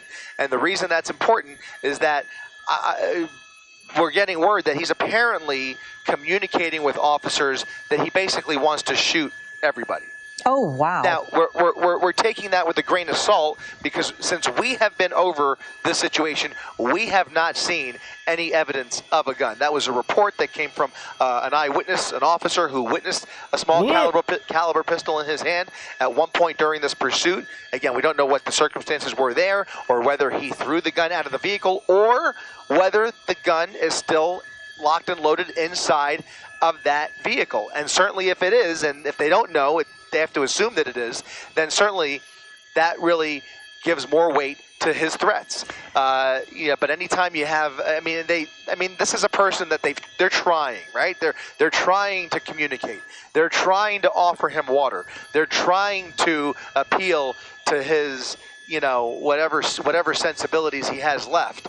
But they don't appear to be getting very far with the suspect. And by the way, rest assured that LAPD has some of the best tactical negotiators in the world who do this for a living. And I mean, there's no doubt about that. They've done movies on these guys. I mean, they are the best in the business. So if anybody can negotiate with this guy, it's the guys that you're looking at in this frame right here. LAPD SWAT team is one of the finest in the world, and that's what gives you hope and confidence in situations like this. But if he leaves them with no other options, then this could get very ugly. And already it's been a pretty ugly night. Like it certainly has. And I'm hoping that maybe this person's parents, that they have witnessed and they've been called by one of their friends or family members or neighbors saying they are witnessing this person taking these kind of steps, because at some point, you know, sometimes we see it where a parent or a spouse, you know, comes to the scene and tries to reason with the suspect, because this person seems so, again, stubborn to what's happening around them to give up. And all I keep doing. I mean, if he's on something, that shit could last hours. I remember the Whippet guy. I don't know if he was on something else. He was carrying on like he was on something else, but that Whippet guy went hours with the whole big ass canister, and they're throwing all kinds of shit in there. I guess the difference is this guy potentially has a gun, and they're saying that he supposedly told the officers he wants to shoot and kill all of them. So. Do you want water still? Yeah, he's got more. He's another bottle of water, trying to offer the suspect water. Maybe not even to drink, but maybe to heal. Maybe to nurse the wound, because you could look at this a few different ways, right, Colleen? He's got this hose. He's got that air compressor behind him. Is he trying to hurt himself, or is it the other way around? Is he possibly trying to cut off the circulation so that he doesn't continue to bleed out? Is he? Some of you guys said that in the chat. A way to create a makeshift tourniquet inside the back of that truck, but obviously it's so painful he may be having a hard time doing that successfully. Or is it the other way around, where he's actually trying to hurt himself, and maybe they're trying to offer him water one way or the other? We're kind of we're just, it's all speculation. We have very limited intelligence, but we do see from a limited vantage point here that he is still fidgeting with that hose for some unknown reason. He's still fidgeting with it, wrapping it around his bloody wrists, and it just leads you to wonder, is he trying to help himself, or is he trying to hurt himself? This water, could serve a number of different purposes. If they appeal to his sensibilities and they can pass that water along to him, maybe that will work. We've seen them try it a couple of times already. It doesn't seem to be working. They have gas ready to fill that vehicle with smoke and gas and choke him out, essentially. But they haven't used it yet, and it leads me to believe that there may be a reason that they haven't used it yet. Again, I have to stress, all of this, Colleen, is pure speculation, just based on what we're seeing here and what we've seen in the past in similar situations. It's like when you're watching a movie, or you're watching, like we're watching this and we're seeing it. And, it's not a movie. We've seen a lot of these situations, and we can kind of recall on what we've seen in the past and what tactics have been done in the past. But I can only imagine how many people are watching this saying, just get out of the car. Like, I would think one of my children would say, why isn't he getting out of the car? And, everyone's kind of thinking, why isn't he getting out of the car? What happened earlier? What happened? Again, I keep wondering the backstory of this whole thing. What happened to get to this point? And I really hope we do end up finding out. I hope that law enforcement do hold a press conference, because sometimes they don't. Sometimes they apprehend a person, they take them to, they take them into custody, and then the next day, we're none the wiser about exactly what happened. So it would be great to have this come to a peaceful resolution, and then to actually see, is there a chain of events that happen? Because we know there is, but exactly what are those chain of events that happen to lead to this point? Yeah, I'm right there with you, Colleen. I hope we hear from a PIO sooner rather than later. And you certainly can't have a shootout in the middle of a busy city street and not, answer questions as to what transpired here. So, this is the big story of the night. Goes without saying. It's just a matter of time before we hear from LAPD and get some firm answers on what led to this dramatic chase and how this unfolded just before 7 o'clock this evening. That's about when all of this started. I want to say right between 6:30 and 7 o'clock by my estimation, and it's now 8:20. So we're going on a couple of hours, but this is only getting more painful for him, not less, as he begins to, as his adrenaline comes down and he starts to, face different, different dangers in front of him with these different weapons and different officers trying to communicate. He's obviously in another world. I mean, he is not in the right mental state to negotiate. Otherwise, that would have worked by now. So it's just a matter of him either being in so much pain that he wants to come out of the vehicle, or they just are forced to use other tactics. It really is as simple as that. I just think there must be a reason why they haven't used some of those tools already. They have patience. They have time on their side. We've talked about all that. They have plenty of space to work with here. There are no civilian dangers as far as I could tell. So it's something is giving them reason for pause to, you know, kind of hold the fort. Is there something flammable in there? Something that could blow up? Yeah, it looks like they're not really even, I guess they're not really gonna, they're definitely holding back. They're not gonna shoot that gas in there. Or is it still pointed at them?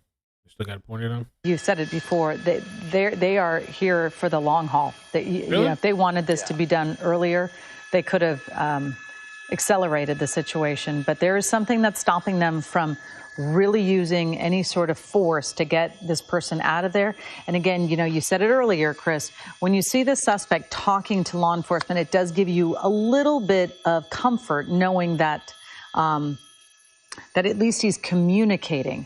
Again, we don't know if he has a weapon inside this vehicle. We have yet to see any weapon produced from him, but we did see that video. We have called on it again. If we can bring it up again as well, because you can see the vehicle taking off. You can see the officers taking cover, and you can see that vehicle drive away. And it seems like the suspect is the person firing shots. So we can take a look at that vehicle again as we're watching this barricade situation.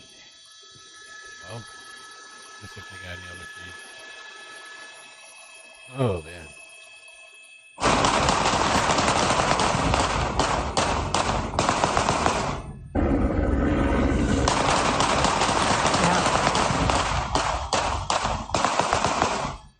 But I don't know what kind of gun that is. It just kind of, you said a handgun possibly, Chris, but it goes pretty quickly.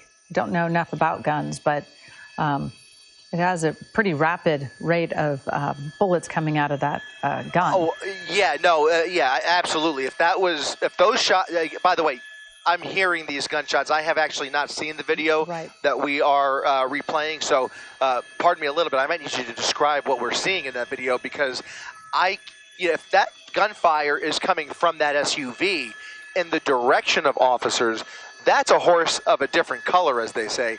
That is not coming from a small caliber handgun. That is coming from So I guess the plan is just to wait him out, I guess, for whatever reason. I don't know if they're concerned about him being armed or just the canister that's inside or whatever that yellow thing is around him. They said a compressor tank or something on him. For whatever reason, I don't know. Maybe they've got in contact with his family. I mean, I don't know. Me, I would have just shot that shit in there. The gas thing. If that's not working, throw some more in there and then pull him out and handcuff him. I know it's probably not that easy. Easier said than done, maybe. Around and then you see them run though, and you hear guns. Yeah, they wouldn't have done this in Florida. This shit would have been over. Ooh, an hour and 5 minutes ago. No, probably would have been done in about 10 minutes. Bring it out. Well, there's a possibility. There's probably a good possibility that first of all, they'd be very judicious in terms of if officers were firing on him. Even if it wasn't the officers in the video, the ones that were running away could have been running away from crossfire. You would imagine, in almost every situation, they wouldn't even fire their weapon if there was a chance that there were officers in that direction. But again, depending on how all this transpired, those may have been officers just running away so that they make sure that they are safe from other law enforcement who are firing upon the vehicle. Again, I'm not sure if that makes sense based on the video, but that's kind of one of the scenarios I can imagine if officers who did not have their guns ready were, trying to run away from, friendly fire, if you will. Yeah, and Chris, we're gonna not have your audio for just a minute, and we're gonna kind of recap exactly what's going on. You're looking at live breaking news. We've been covering this for the better part of almost 2 hours. This happened, and then we kind of got on it about an hour and a half ago, where it was the end of a pursuit. But we know it was the LAPD Foothill Division was tracking the suspect, and that's when the suspect may have rammed into a police vehicle, and then we're are being told that shots were fired and an officer call of needing help was put out through the radio. This did come out, the suspect was also on Colorado Street on the southbound 5 freeway at the Atwater Village area. But again, this has come to a stop in Atwater Village at Colorado Boulevard in Edenhurst. You can see the suspect when the suspect stops.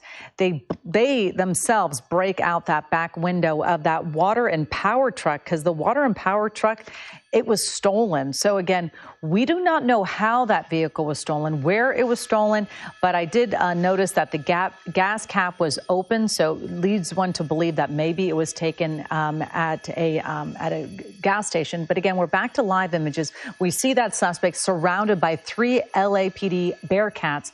They are trying to get this suspect to surrender. Chris Christie is live in Air 7 HD. We've been doing this together this evening, and we've been certainly speculating a lot about what has led up to this and what is going to happen from here with the LAPD. Yeah, and one of the things we're starting to intercept again on the different police frequencies is that this may very well be a situation that is not all that uncommon. We haven't fortunately haven't seen it successful in recent months, but if this is indeed a possible case of suicide by cop or somebody who wishes to be killed by the cops, that's apparently what he's expressing to them, apparently. That is, again, overheard on the police radio, so take that with a grain of salt, but that is not confirmed. That's just what we're overhearing. Also, there is some belief that those cables actually are jumper cables, not actually a hose, like we had originally thought. They may be jumper cables, just based on the end of the cable there. Yeah. So again, what he's trying to do with the jumper cables, anybody's guess. He's just been really, I would say, mostly just fidgeting with them. There have been moments where you've seen him almost wrapping them around his wrist, but he really has, that's what it's been. I mean, it's not like he's trying to build something back there or messing with any other tools. We've occasionally seen the screwdriver.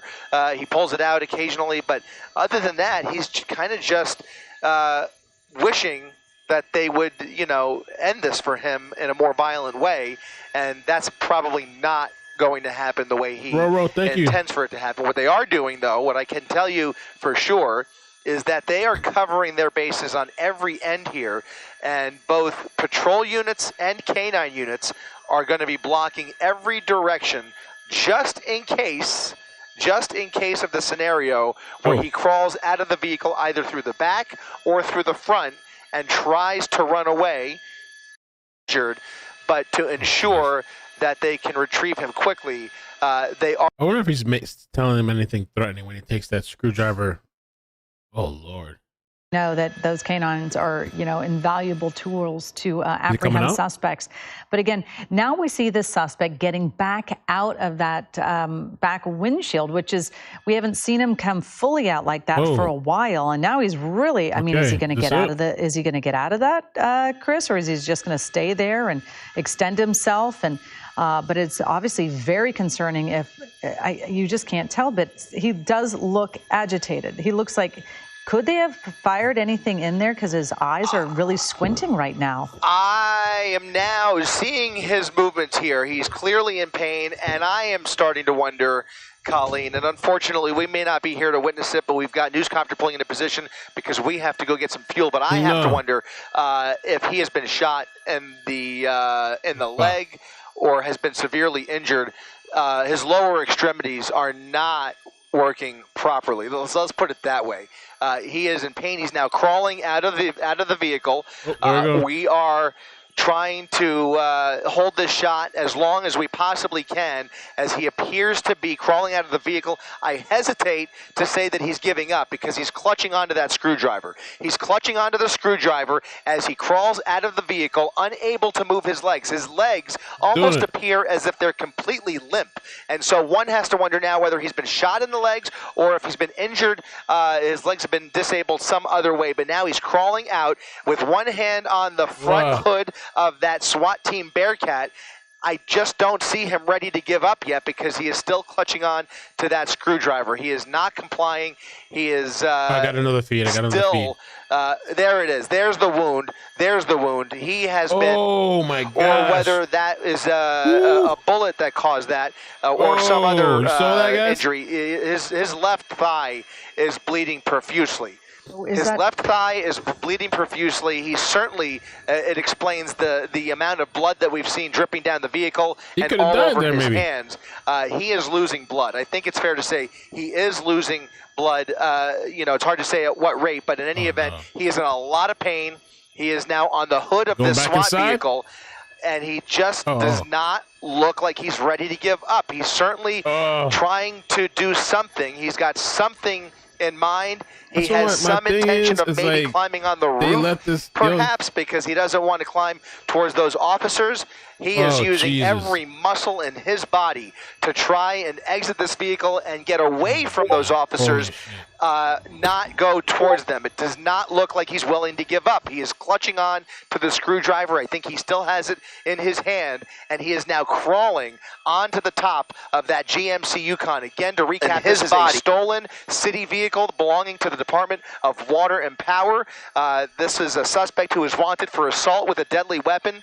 He has engaged in gunfire with these officers. We do not know exactly what that firefight looked like, that gunfight looked like, I should say. But in any event, we now find ourselves where the suspect has managed, after over an hour held up inside the vehicle, he is now on the roof of the vehicle, which again is going to play into their decision-making here, because all of a sudden, firing gas canisters in that direction aren't going to do much good. I mean, they certainly have tear gas that they could use to choke him, but he is not in a confined space inside that truck. And unfortunately, guys, that is going to do it for our coverage in Air 7 Mark and I got another feed. I know you guys are ready to take over, but a suspenseful night here and a dramatic night here in Atwater Village. Mark and Colleen, back to you. All right, Chris Christie, thank you very much for the coverage that you have been bringing us of what has been a truly bizarre set of circumstances involving this man and this DWP SUV, and now the standoff with much of the LAPD's tactical elements here as they try to bring this to a... My only thing about this guy is that, like, I was kind of like thinking, like, this guy might really try to hurt himself. It looked like he's trying to, you know how they say unalivened by cop? That's what I was saying. Maybe they should have gassed him. Well, either way, I don't know. You can't control this guy. But this guy's going to try to hurt himself, man. Mark, it's not working. He is so injured. Oh my God! Earlier we showed the side of that vehicle. There are at least 20 bullet holes in the driver's side door, and then there are several, at least 8 bullet holes in the front windshield. But what he is doing, he's trying to stand on his one good leg. That it's remarkable, though, to see that he has been in this much pain, and this has happened to him because for the last hour and a half or so, he has been incredibly agitated, giving no idea that he has probably been suffering with possible gunshot wound to that leg. But and it appears, based on the angle of his foot right now, that leg is broken or paralyzed. Something is obviously very wrong with that leg, and obviously needs medical attention, but he is not giving up, Mark. He has been here. We're at Atwater Village. We're at Colorado Boulevard and Edenhurst, where this pursuit came to an end. We know the front 2 tires of that Yukon vehicle, they are gone. It's as if there's just an axle right there. No word if this pursuit, they're sneaking around them. Any spike strips were used, if there was any kind of are they? Or they're not? They're trying to get around. Trying to take this suspect in, but check this out here. They're kind of coming behind him. Oh man, this is crazy, dude.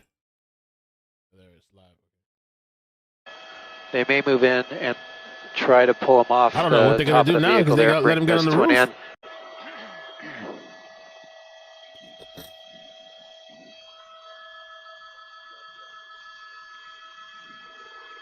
Oh man! I mean, are they going to watch him die? I don't know if he's bleeding out like that. They're going to do that. They're going to do that now. Can we slide in a little closer? Get that tree out of the shot. It's almost like this is what he wants. I guess. There we go. Thank you. Here comes another officer. Wow. And you know, I was talking shit last night. I got to play a clip from last night. I was talking shit. We're getting really close here. We're going to go. Yeah, I think we're good. He's under control.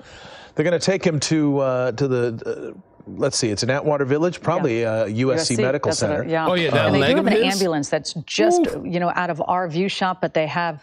maybe the adrenaline, of course, adrenaline would have been run out a long time ago, so maybe he was on something. Whatever he's on, maybe now he's feeling all that pain. That shit look nasty, man. And he literally broke the back window of this thing. Like, he just strong-armed that shit. I mean, salute. Nobody's dead unless this guy dies, you know. Nobody that we know is dead. We didn't get to see most of the shit that happened before. I mean, besides we saw him running into the cop cars. He could have been shot. They shot that. Who knows how many times they shot this vehicle? 20 or 30 times. He stole this city vehicle. People were theorizing maybe from a gas station because the gas cap was open. I mean, this guy could have been dead so many times. And there could have been a lot of other people dead in the process. But shit, had he not gotten out when he did, who knows, maybe he would have died there. They would have watched him die. Something. There, and there's several different jurisdictions the agencies are taking place. There's the Foothill Division, there's the CHP, because this was also part on the, the highway. So this is definitely a multi-agency effort here to get this person into custody. And it's all working now. And we'll have to, once this is all said and done, now we've got a better shot with the filter has been changed. Once it's all said and done, we'll get a sense of what the damage total was throughout this process. Yep. And whether he had a weapon and was firing at officers, or whether he was using the vehicle as a weapon and they were firing at him to try to get him to stop. They're within their rights to be able to stop someone from running them over. And that is well within their purview to be able to do that. It is typically not within LAPD policy to fire into a moving vehicle or from a moving vehicle, but there are, of course, exceptions. And this, of course, would be a big one. And, just seeing that the manner of this suspect, they were not going to. You guys could hit the like button so while you're here. I'd appreciate that, man. The like button, please, and subscribe to the channel while you're here. Out of the passenger side door window area, that was sort of interesting. But I know we have video, if we can show part of the video, just to show the driver's side with all the gunshot holes inside the driver's side vehicle. You would get an idea of why maybe his left leg is as wounded as it is. And you see it right there. You see all those bullet holes. And then you see him on the windshield as well. But this person was certainly not acting like they were in any pain whatsoever. Superhuman strength. Maybe it was while they were screaming at law enforcement. Incredible, the number of shots that were fired there. The fact that he wasn't hit fatally, given the number of shots that were fired, is pretty remarkable in itself. He's alive, clearly wounded in that process, and he has lost a lot of blood, but still strong enough to hold police at bay for that length of time. Do things like what we're seeing here in the video, blowing the back window out. With that screwdriver. With a screwdriver. That's what I'm saying. He is incredibly strong. And we don't know what kind of drugs, if any, but one can speculate that probably under some sort of substance here. Why would anybody speculate substances? Yeah, bro, wow.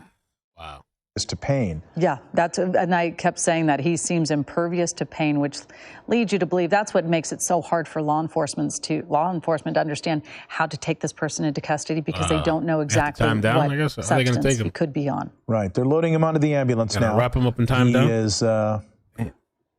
He's clearly still conscious, and he's kicking. He's fighting. They gotta give him a shot. Even now, even with what appears to be a left leg that is pretty badly wounded, perhaps broken, because of the way you could see his foot pointing in the wrong way, and whatever else might be going on with him in terms of other wounds that we just don't know about or can't see.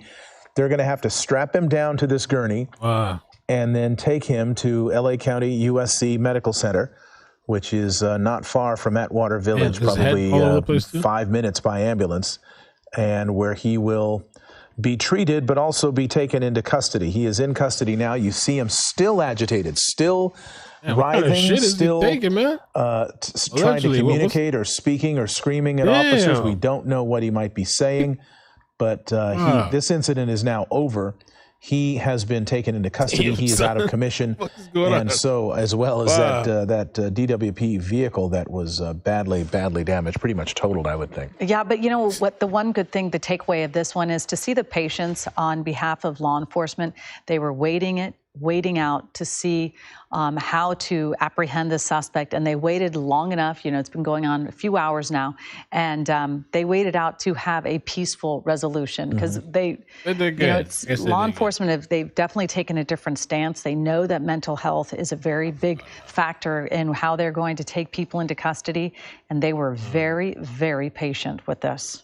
And the best outcome possible. Everybody is out of this situation alive. That's what is the goal of every single interaction involving any police agency. Everybody wants to go home or at least get their suspect and send him or her to where they need to be, intact and alive. And at this point, that's the best outcome you can hope for, given the level of crime that took place and the behavior that was involved here, and the unpredictability of it, the irrationality of it, the violence of it. This suspect was taken into custody and will be treated for his wounds. Yeah, they're going to have to give him a cocktail. And the police will go home as well. I remember when I used to deliver meds well, you know, for the psych ward, they give them the cocktail for the people like acting real crazy all over the place. One of them was they give them Benadryl, haloperidol, which is Haldol, I think, and Ativan.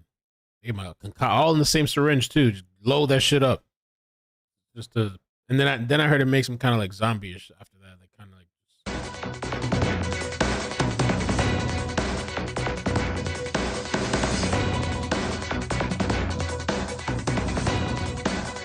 Shit, put you out. A statement that read in part, quote, in some... Man, thank you guys so much for joining me tonight. I appreciate it. By the way, I watched a little bit of this press conference this morning. I actually sent it to myself. I was kind of debating if I was going to do a stream or not. I've been really busy, by the way. Sorry I haven't been active.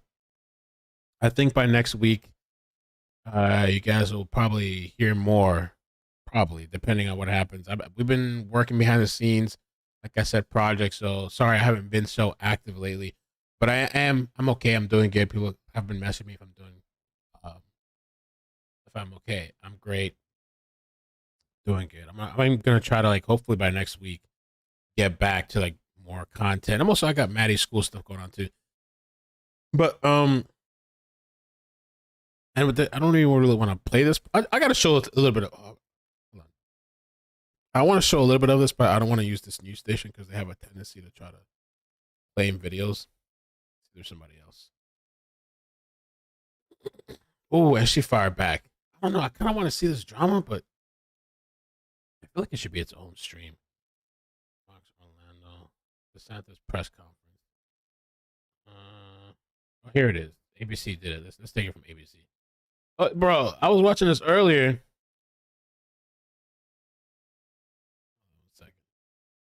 General Ashley Moody. We have Sheriff Grady Judd from Polk County, Wayne Ivey, Sheriff of Brevard County, and then we have Judge Andrew Bain from the 9th Judicial Circuit.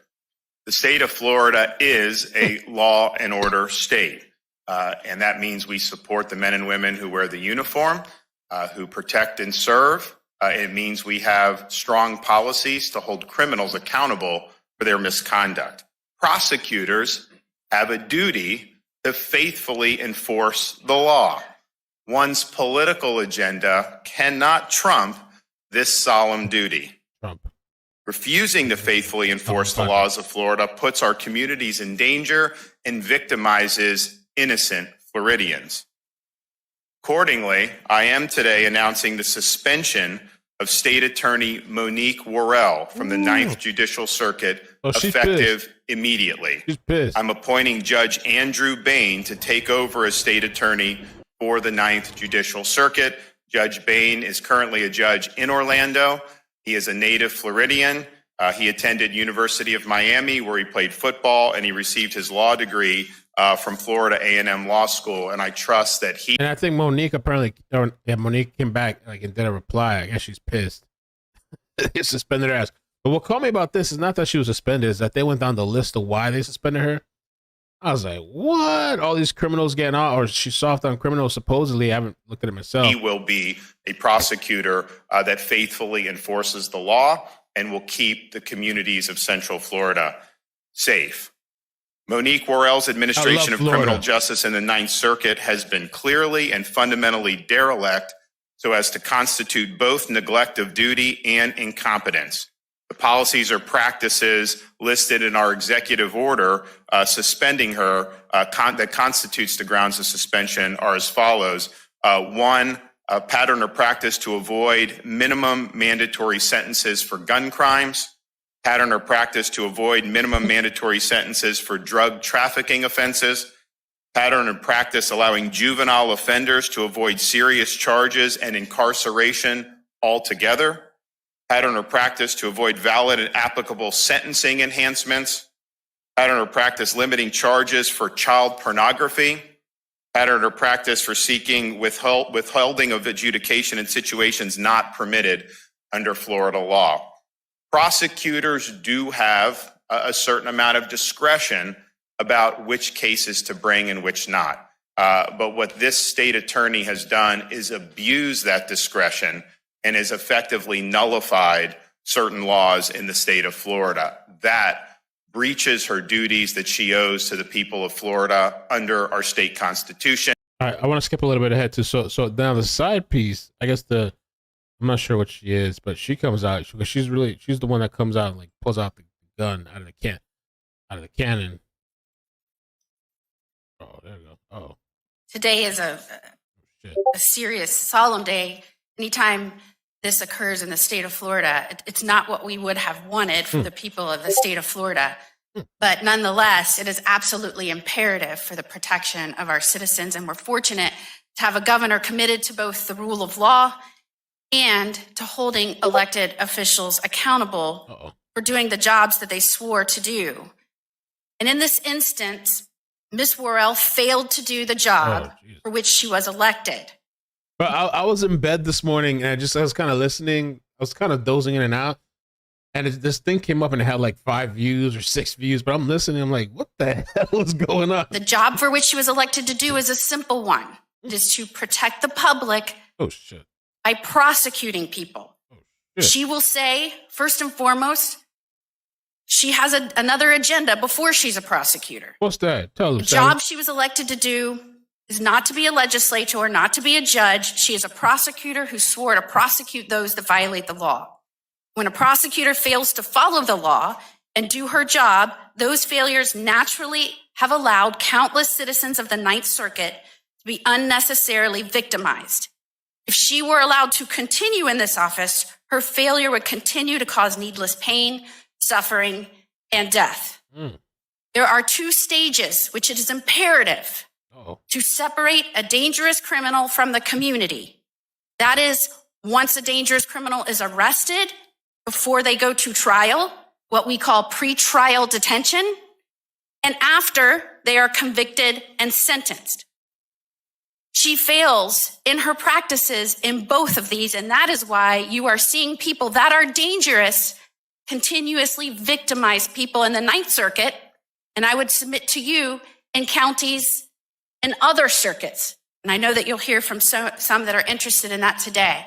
I sat horrified as I watched the press conference on Monday regarding the 2 officers that were needlessly shot in the Ninth Circuit.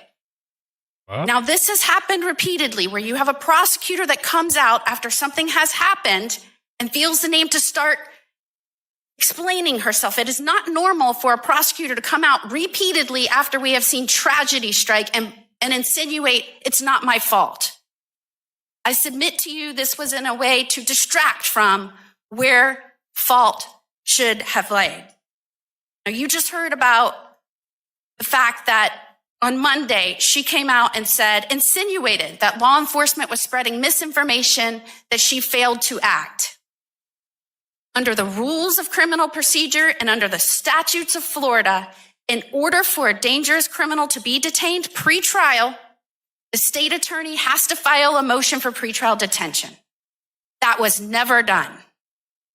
Not only was it never filed, at the hearing, the prosecutor never asked for this gentleman, this criminal that raped a child and was dead to rights on that, stay in jail. The rule and the statute required for the judge to detain that person that that motion be filed, and it was never filed. So we could sit up here and go through example after example where someone was murdered, where someone was robbed at gunpoint, and how charges were either undercharged or not filed in that circuit. I can tell you about letter we received from the sheriffs there that detailed why she is not acting in a way that is protecting the public. But I believe what is important today is to use numbers to show you, not only did she not file a motion for pretrial detention to keep people, dangerous criminals, prior to trial and detention, after sentencing, after conviction. The only way that can happen for you to go to jail is if you get charged. So if a prosecutor does not charge you or undercharges you, a judge can't sentence you accordingly. So let's look at the numbers. Ms. Worrell, the state attorney in the Ninth Circuit, has dismissed more charges of defendants than any other state attorney in the state of Florida during the same period. From January 2021 through June of 2022, the latest publicly available data on the state court administrator's website, Ms. Worrell dismissed or did not prosecute criminal cases against 16,236 adult defendants. To put her staggering numbers of dismissals into context and to counter what will undoubtedly be her defense that this was in some way political, I want to provide additional context. From January 2021 through June of 2022, the state attorney in Palm Beach County, who also happens to be of the same party, dismissed or no-filed against 4,296 adult defendants. Ms. Worrell is dismissing during the same period nearly 4 times the number of defendants as are being dismissed or not charged in Palm Beach County. Ms. Worrell is dismissing or no filing charges against almost 43%, almost half of defendants in the Ninth Circuit when they are arrested. Again, to give you context, the state attorney in the Miami-Dade County, again, similar party, is dismissing or no filing charges against only 22% of defendants. So as a percentage, this state attorney, Ms. Worrell, is dismissing or no filing charges against nearly double the defendants in Miami-Dade County. Miami-Dade County is a much bigger jurisdiction with more that's Criminal City over there. Resource constraints than the Ninth Circuit. Yet Ms. Worrell is dismissing charges or no filing at 2 times the rate. Indeed, Ms. Worrell is dismissing charges or no filing cases against defendants at a higher rate than any other prosecutor and any of our circuits in the state of Florida. And she is not choosing just to not prosecute adults who commit crimes. She frankly fails to prosecute juveniles at an equally high rate as adults. Florida Department of Juvenile Justice released a report a couple of weeks ago showing that she is no filing or not prosecuting juveniles who were referred after allegedly committing felonies 42% of the time, and violent felonies 41% of the time. She has by far the highest rate and raw number statewide of no files and failures to prosecute juveniles. And whether you are an adult or a juvenile, the reality in the Ninth Circuit currently is that nearly half of the time, Ms. Worrell's office is not going to prosecute you if you commit a crime. Officers may arrest you. They even may risk their lives arresting you. And if you're in the Ninth Circuit, nearly half the time, the state attorney will not follow through. That is incredibly dangerous to the people in the Ninth Circuit. And if you're unlucky enough to get prosecuted, and you're a drug trafficker or a violent felon committing crimes with a firearm, defendants who are dangerous and harm the community more than others, her office is likely not going to seek a minimum mandatory prison sentence or get much of a prison sentence. As prosecutors, we protect public safety by upholding the laws of this state, even laws with which we may personally disagree. Exercising discretion does not mean abdicating responsibility. Ms. Worrell is abdicating responsibility as the circuit's top prosecutor, and that undermines our laws and our legal system. Meaningful and effective improvement in our criminal justice system cannot result in defendants that suffer no consequences and are allowed to continuously victimize others. Justice is not served and the public safety is not advanced by failing to seek to hold dangerous criminals in custody before they face trial.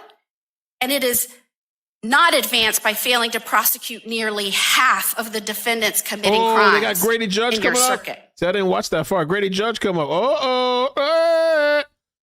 I mean, if that stuff is true, which I don't know. I mean, I haven't looked at the numbers myself, but that sounds pretty freaking bad. I mean, what are you there for then if you're not almost half of the people you're not even prosecuting? I mean, I don't know what kind of crimes. I know they did say specifically for the juveniles violent felonies, I thought. So, I mean, I don't know. It's kind of wild. Ms. Worrell has made justice in the Ninth Circuit almost an arbitrary coin flip. She has failed to do her job, and the citizens of the Ninth Circuit have and will continue to be victimized by defendants she failed to prosecute. Again, I commend Governor DeSantis for taking this brave step and ensuring that the citizens of the Ninth Circuit have a prosecutor that puts their public safety as their very first agenda. Ooh, that woman don't play. Well, they must have wonder if they paid her well. She went out there and lit it up more than what DeSantis said. She had numbers and everything. All right, let's see. First elected, he was asked by the media. Thank you very much. When Governor DeSantis was first elected, he was asked by the media about these laws that held people in prison.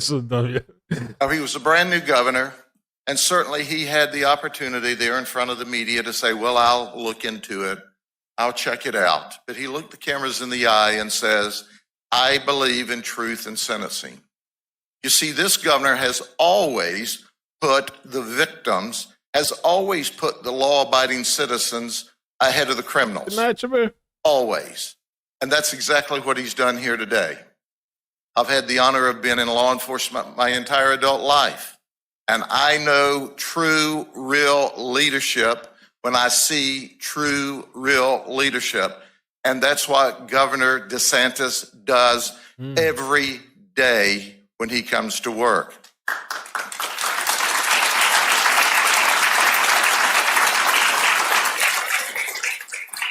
But let me talk about the suspended now, State Attorney Worrell. This is the Worrell effect. This is the bottom line. Yeah, Governor would have been disappointed if I didn't have some of these. You know what I'm saying?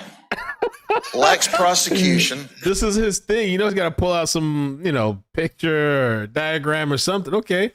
The Worrell effect. Lax prosecution plus don't support law enforcement equals people are not safe. Okay. All right. Plus, you don't support law enforcement equals people aren't safe. That's right. The people of Orange and Osceola County trusted that she would do her job. I've talked to the sheriffs of Osceola and Orange, and I can tell you unequivocally, they fear for the citizens of the community because despite their best efforts, no matter how many criminals you arrest, if the state attorney won't hold them accountable, then the community is not safe. 2 Orlando police officers were shot in the face. You know why they were shot in the face? Because she didn't ask for a pretrial hold on a very, very dangerous person. So maybe that's why they're angry. I don't know the story about these 2 officers. Is it like a case of like somebody was let out and then came back and shot cops? Wait, 2 officers. I don't know. Maybe the mods can find it. 2 officers shot in the head. Oh, this was there you go. Suspect arrested.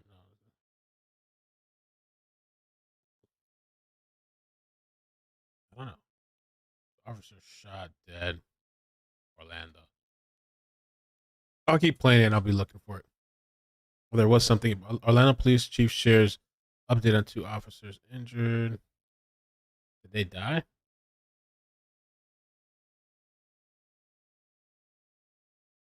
Or shot and critically wounded. Did you just say they were dead? Or? So these police officers out doing their job encounter him. What does he think? Probably they're going to take me back to jail. Well, I'll just shoot them. Because heck, after all, I probably won't be prosecuted. I'll be let out again.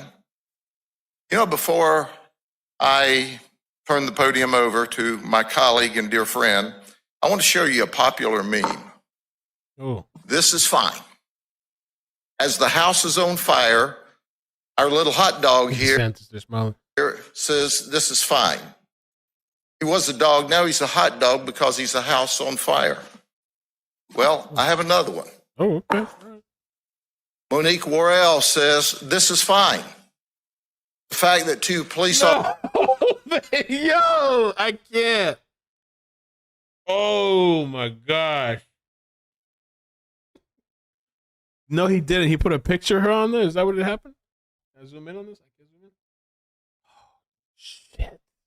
We need to do that. We need to get a meme like that going for something, whatever. Wow. Officers were shot in the face. This is fine. Despite criminals not being prosecuted, this is fine. Despite violent criminals victimizing people in the community, this is fine. I'll tell you what's fine. What's fine is Judge Bain. And Judge Bain's going to get after these criminals like he did the people on the football field. He was an all-star on the football field. He's going to be an all-star as the state attorney. And none of this would have been possible if we didn't have a governor, Governor DeSantis, who said, I'm going to do what's right. Thank you, Governor. Okay. Hey. I want to see what this lady's response was. Good morning, everyone. And like Sheriff Judd, I've been in this business a long time, 43 years, about half as long as he has. I will tell you, you know, I love you, Sheriff. I will tell you this. This is very simple. Okay. When it comes to law and order, Governor DeSantis is not playing. Governor DeSantis, like I and all the others standing up here, took an oath of office to protect our communities. He understands that government's one and only responsibility is to protect its citizens. And his actions today. So the whole thing, Mo sent me this, just a little backstory, because I guess the backstory maybe helps a little. Some understanding, somewhat. The 2 Florida police officers were shot and critically injured during a traffic stop in Orlando late Friday, police said. Orlando police caught the suspect, identified as 28-year-old Dayton Veal, at the Holiday Inn at Caravan Court. At a Holiday Inn at Caravan Court at 6 a.m. on Saturday after an area-wide manhunt, Orlando Police Chief Eric Smith said during a news conference on Saturday afternoon. Police evacuated the hotel. SWAT officers shot the suspect multiple times after he barricaded himself in a room. The suspect, who police said had an extensive criminal history, died. The Orlando Police Department officers stopped the vehicle at around 11 p.m. Friday as part of an investigation of a Miami homicide and were shot by the suspect in the car. Orlando Police, Eric Smith said during a press conference. The officers were not immediately identified, were transported to Orlando Regional Medical Center. They're lucky to be alive. So this guy that shot them, I guess, had a lengthy criminal history. And I guess hence maybe coming this lady. Today, without question, saved the lives of citizens in Central Florida. But they also saved the lives of citizens in other parts of this state. Because just like Sheriff Judd and the other surrounding counties, those criminals that were being let out, not charged, not prosecuted, coming into my county as well. In fact, the 2 Orlando police officers that were shot are from Brevard County. I will tell you that no matter how good a job Commissioner Glass does, no matter how... So they're pissed. They're tired of these people just being let back out. How good a job Colonel Howes does, no matter how good their own shot. A job Sheriff Judd or myself or the other chiefs and sheriffs in this state do to put bad people in jail. No matter how good a job we do to put bad people in jail, If the state attorney is not being the voice for the victims, our efforts are wasted. We arrest the same people over and over again. Central Florida has been exposed to a state attorney that ignored her oath, a state attorney that ignored being the voice of the victims. And today, Governor DeSantis is the voice for those victims.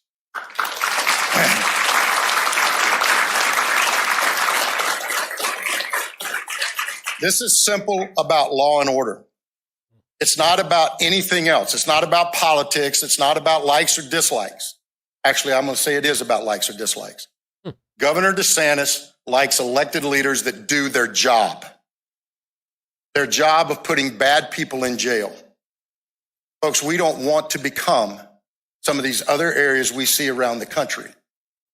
New York's, Los Angeles. Yeah. It's true, though. I'm laughing, but it's true. Oh, I'm so glad that I'm not in New York anymore. Bad people in jail. Folks, we don't want to become some of these other areas we see around the country. New York's, Los Angeles, Chicago, Detroit, Seattle. I can go on and on. We don't want to become those. And we need strong leaders that are going to say, enough is enough. No, we're not going to do the Hug a Thug program. No, we're not going to do soft on crime. Bro, I've never heard that term before. We're not going to do the Hug a Thug program. Something told me we should watch this. I barely watched it this morning. I was like, I just want to check this out. And we need strong leaders that are going to say, enough is enough. No, we're not going to do the Hug a Thug program. No, we're not going to do soft on crime. Bro. What we are going to do is put bad people in jail. That's the oath we took. Wow. So, as I said, Governor DeSantis' actions today save lives. He remembers his oath. He remembers what it's like to be a prosecutor and be the voice of victims, the only voice for some victims whose lives were stolen by criminals and then who were put back out on the street to harm others. Governor DeSantis understands that crime will rise to the level a community will tolerate. Bro, Hug a Thug. And he has zero tolerance for crime and even less for criminals. And I'm honored to stand here today and watch the action he's taking to save lives. Thank you.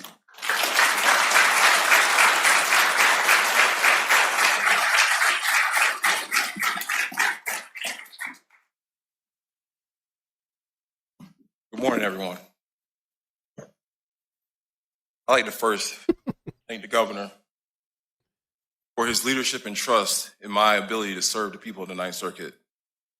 I started my legal career at this office. This is where I learned from great attorneys like the late Pam Davis, Judge Jeff Ashton, Judge Gabrielle Sanders Morsi, and Ryan Williams, amongst many others. For me, this is a place where John Calvin's second purpose of the law came to life. Second purpose for the law is to restrain on evil. The law in and of itself cannot change the human heart. It can, however, serve to protect the righteous from the unjust. Sadly, instead of protecting the righteous from the unjust, the state attorney's office has allowed lawlessness to take root in our community. My goals as state attorney are to restore order and restore the faith in the law. Is this the state attorney they're bringing in? Our public trust, restore our relationship with our fellow justice partners in law enforcement, and to create lasting relationships for local service agencies and nonprofits that are here to help serve our community. Our prosecutors are responsible for holding criminals accountable for their actions. It's a simple thing. It's a simple job. The legislature told us what our job was in Chapter 27 of our statutes. It's a very simple job. We are here to prosecute crimes and to hold people accountable. My plan is to bring back that simple understanding. Get back to the basics of what we're here to do. It does not accomplish anything to prosecute a case with no intent to stop crimes. I will make this office accountable to the community we serve and to ensure criminals who poison society, cause mayhem and murder are held accountable under the law. We will be good partners to law enforcement and create partnerships that can change the tide and provide a safer, more prosperous circuit and community. We will work to find solutions to the underlying issues that lead people to the criminal justice system, no matter whether the issue be mental health, homelessness, food insecurity, literacy, or lack of mentorship. My fellow prosecutors, especially those who live in the community in our Ninth Circuit. Damn, they just cut his ass off. Crosses. Cut it. That's enough. Cut it. Damn. Okay. I wanted to see real quick too. Well, I don't, apparently it's kind of long, but we can skip to when she actually shows up. So this is the Monique Worrell, I guess her response, because I guess she was upset. I'm assuming she's upset. Okay. She got suspended now. Let's see what the response was. Smiling, looking confident. Let's see. Who's that? The camera guy she's looking?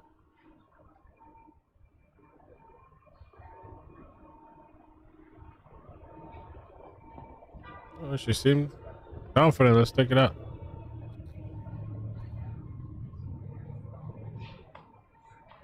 My favorite thing tonight, as far as the press conference, was the Hug a Thug program. Oh, bro, I can't believe it.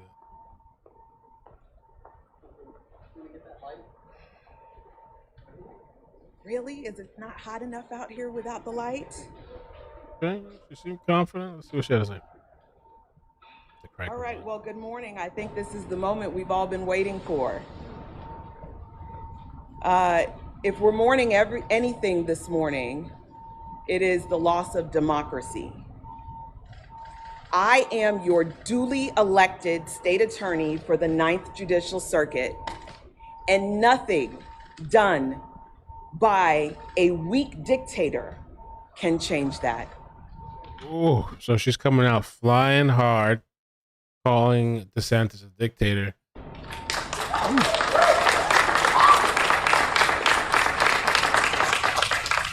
This is an outrage. 3 years ago, I was elected by the people of the 9th Judicial Circuit to lead this circuit. And yes, to do things unconventionally, to do things differently. How does that unconventional and different is letting all the criminals out, or a little bit less than half of the criminals. I don't know if is that the unconventional? I don't know. See, listen. But I didn't hide. I didn't say that I would do things and I didn't do them. I didn't say I wouldn't do things and not did them. I did exactly what I said I would do, and that is what you want from an elected official. What the hell did you even say? Elected officials are being taken out of office solely for political purposes, and that should never be a thing. I guess she feels because she's Democrat that maybe they're targeting her, but it seems, I mean, of course, the other side's Republican, but this seems, I don't know, let's keep listening. There used to be a very high standard for the removal of elected officials. There used to be a standard that I would have had to have been criminally prosecuted for something, neglecting my duties, meaning that I don't show up for work and do my job, or that I had some sort of an illness that prevented me from doing my job. But under this tyranny, elected officials can be removed simply for political purposes. Those buzzwords. And by a whim of the governor. And no matter how you feel about me, you should not be okay with that. I mean, if those numbers are true, I'm okay with it, to be honest with you. I want to see if she's going to address the numbers.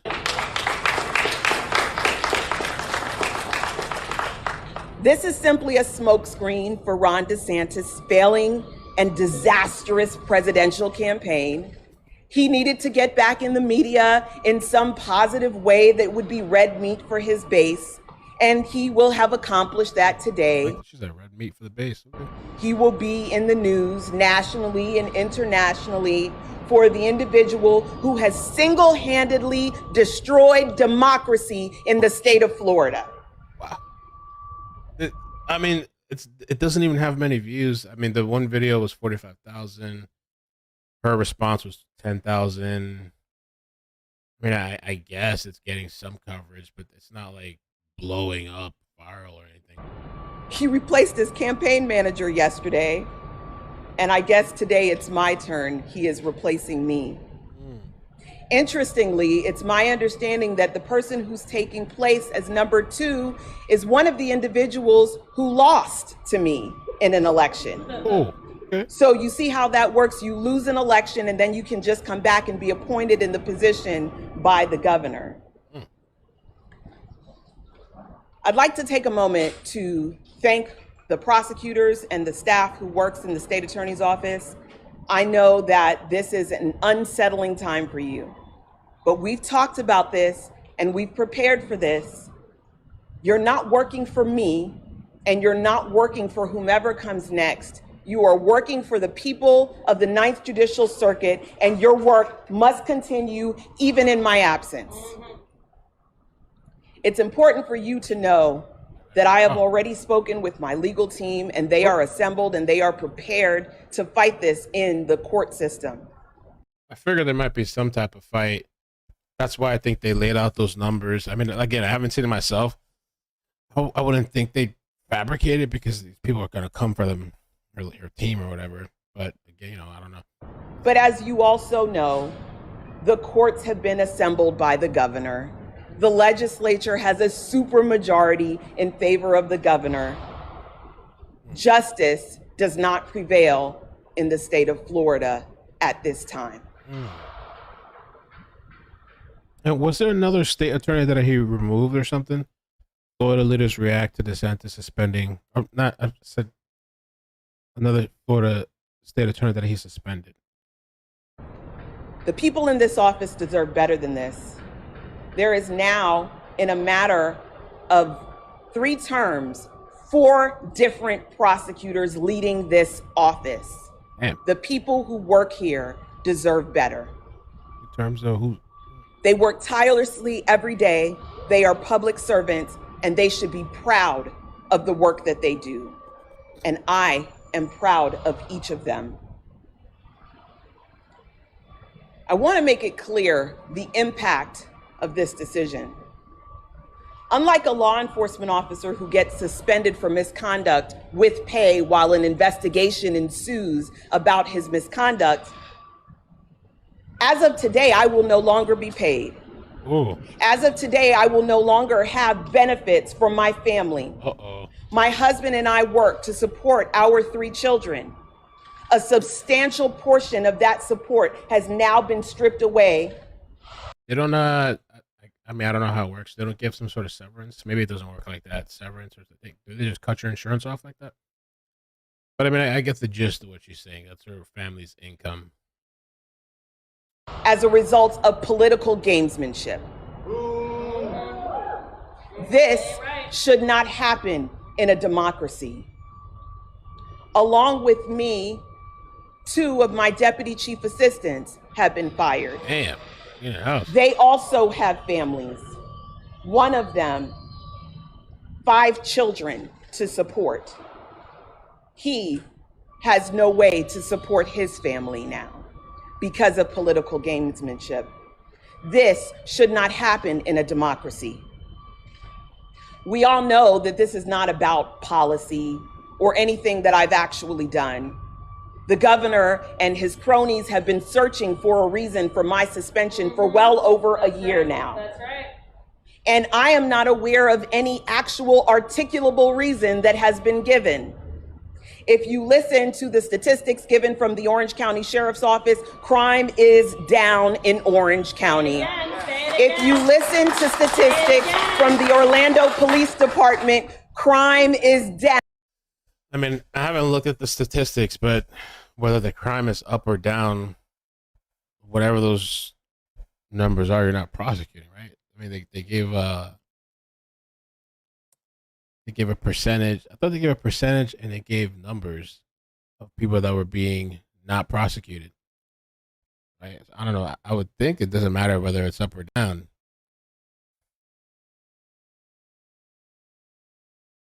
Right. I think about that in my head. Down in the Ninth Judicial Circuit.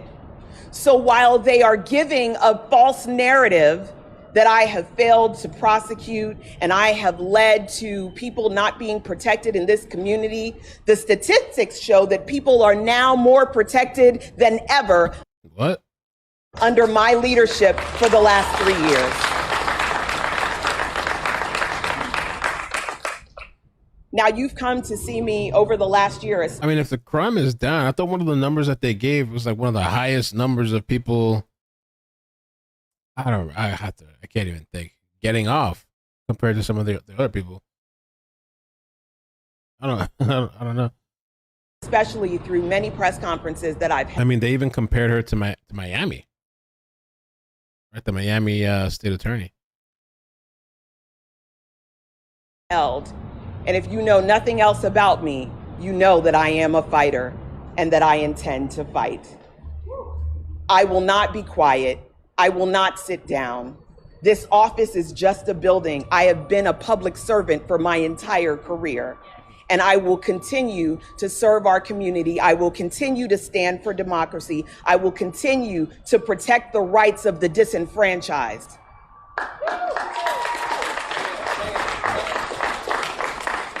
What are they so afraid of? This country incarcerates more people than anywhere in the world, and Florida leads the nation in the numbers of people incarcerated. But yet, crime still happens. So the lock them up and throw away mentality cannot be the thing that works. Oh, there you go. There you go. So let them free. I know maybe she has a rehabilitation thing. But I thought one of the things, I don't know if I played it, but when I was listening earlier, that somebody had, I don't know, somebody had gone to kill or rape or something. Yeah, so she has the California mentality, I guess. But what does work, what is proven to work, are the things that my prosecutors and I have been doing over the last 3 years. Implementing programs that help people that need to be diverted from the system, using the strong arm of the law when necessary to remove violent offenders from the community, and giving those individuals who need a second chance to get their lives on track. Serving victims with restorative justice and not just vengeance, but things that are tangible and that matter to them. Fighting for raises so that the people who work in this building can make a living wage. Drafting legislation that was rejected only because it came from me. That's right. That would help us deal with the rise in violence among our children. These are some of the things, just a few of the things that we have accomplished in just a very short time. I thought you said the violence was low. I don't know. I'm not sure how I feel about it. To make a real decision, not that I live in that area anyway, but I'd have to actually look at the numbers and see what's true or not. But yeah, they got rid of her ass, and apparently two other people. And I am proud to tell you that this will not stop me from running for re-election. My re-election will continue. My re-election will continue, and you can support me at MoniqueForStateAttorney.com. I understand that my friend Chris is here, and he would like to say a few words on my behalf. Well, just on behalf of all of us in Central Florida, and for those who are tuning into this across the state and around the country, we have a state attorney here who has been a symbol of justice and fairness and community healing and racial reconciliation. And what Ron DeSantis did today was cruel. It was cruel politics, and it was cruel to my friend. And those of us in Central Florida here are committed to getting her back in office as soon as possible. Thank you. Can he take her back out if she gets back in? Wouldn't that be crazy? All right, I'm sure you guys have a lot of questions, so I will let you to it. You mentioned that 2 other high-ranking people on your staff were also fired. Were they fired or were they suspended? And do you see this, including yourself, as permanent? So they were fired. And I think that if we look at... That's true. They said, Tracy says here, thank you for the super chat. It says 16,000 cases she didn't prosecute. That they mentioned pedos, child P, and all that stuff. Yeah. I would like to see, I mean, it's on a public website, I guess. I'd like to see those numbers, but I mean, it didn't seem like she contended it much. And all her excuse was that crime is low, so that's why those numbers are the way they are. But it doesn't even make sense. The numbers would be lower. I don't get it. And as far as her prosecution rate, let's say there's only 10 crimes versus 100 crimes. You're still not prosecuting these people. I mean, maybe you could make a case if it was like literally 10, but we know it's way more than 10. So I don't know. So something kind of slippery with that. I don't really trust. And for me personally, if that all that stuff is true, man, get her out of here. Bring somebody else who's gonna. Because I agree. It's the last thing I want to be like. Try to be like any of these states. Some of these states running down. I mean, I don't know, because some people argue they're not being run. Maybe it's just certain parts of certain states, but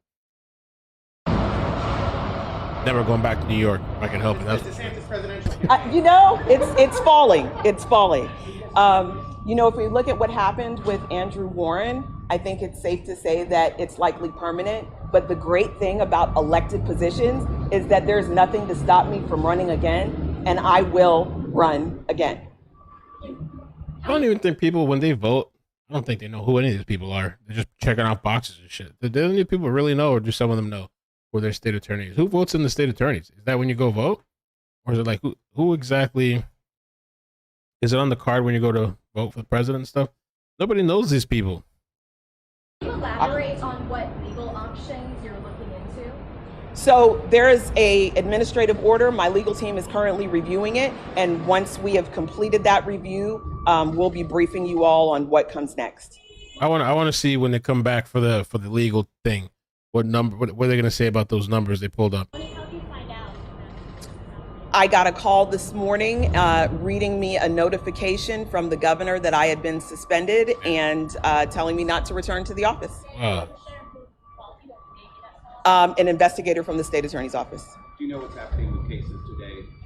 I saw a note that was sent out, and apparently the judiciary has allowed that there be no court this morning because currently there is no elected prosecutor and no one has been sworn in to be the state attorney. So court has been delayed as a result of these political shenanigans. The governor's office said in their presser today that your courts are going to dismiss more cases than anywhere else in the state. You kind of addressed this there, but what would be your response to that? These are all part of the political narrative. I don't know that there's any factual basis towards that. Wait, what'd she say?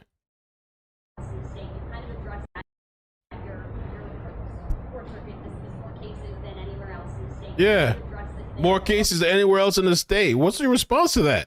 That's a big ass question. That's the whole big thing. I mean, hold on. I'm trying to crank this shit as much as I can for you guys.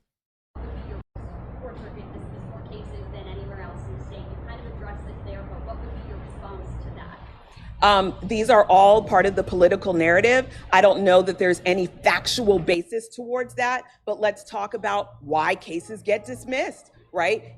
We are making sure that when cases are brought, that they are brought within the context of the law. So I'm not going to feed into those political narratives because we know that the governor has been searching for a reason. We saw a manufactured juvenile justice report that showed that I led the state in dismissal of juvenile justice cases. You have to ask yourself, this report has never before been created. Why all of a sudden now? Because it was manufactured by an agency that's run by the governor. So they can create the facts so that they can support their narrative, but that doesn't mean that those things are true. When you brought up that juvenile justice report, do you think judges are at fault for the delays that they cited there? I'm not going to get into finger pointing because the reality is the criminal legal system is a collaboration of many different entities. It is law enforcement. It is the state attorney's office. It is the judiciary. And I know that it's become popular lately to make everything that goes wrong in the justice system my fault. But it is important to understand that the justice system is a collaboration of everybody, all of them, several different entities. And even though they have pointed fingers at me consistently, I'm not going to return because it's not right, it's not true, and it's not just. And no matter what, in all things, I will stand for justice. There was an email that went out that many of the diversion programs that you started have also been suspended. How do you feel about that? I think that is a travesty for the people of this community. I think that people should not be unnecessarily entangled in the criminal legal system if there are diversionary options. The mayor had a task force on public safety, and diversionary options were one of the recommendations that came out of that task force. So again, the people of this community will suffer from what's taking place now. Yeah.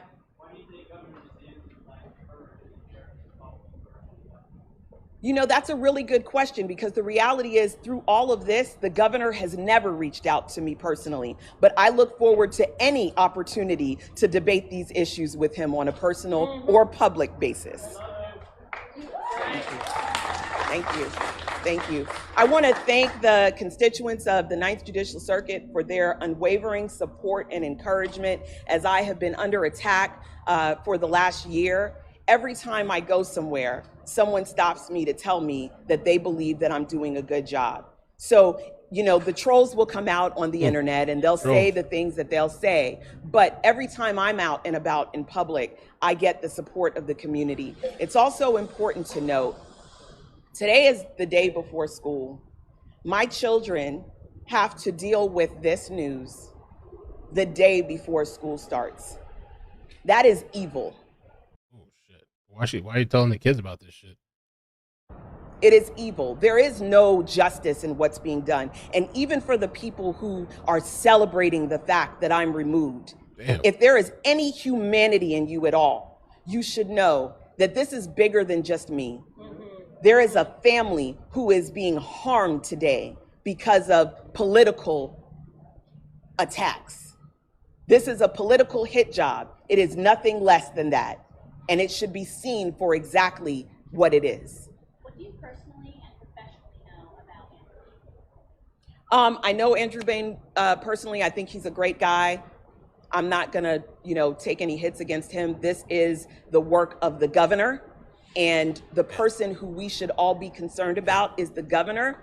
Elections have consequences, and when the governor was elected the first time by a narrow margin, because of things that were really not significant, I don't think anyone who voted for him then could have foreseen the attack on democracy that would have followed from his reign.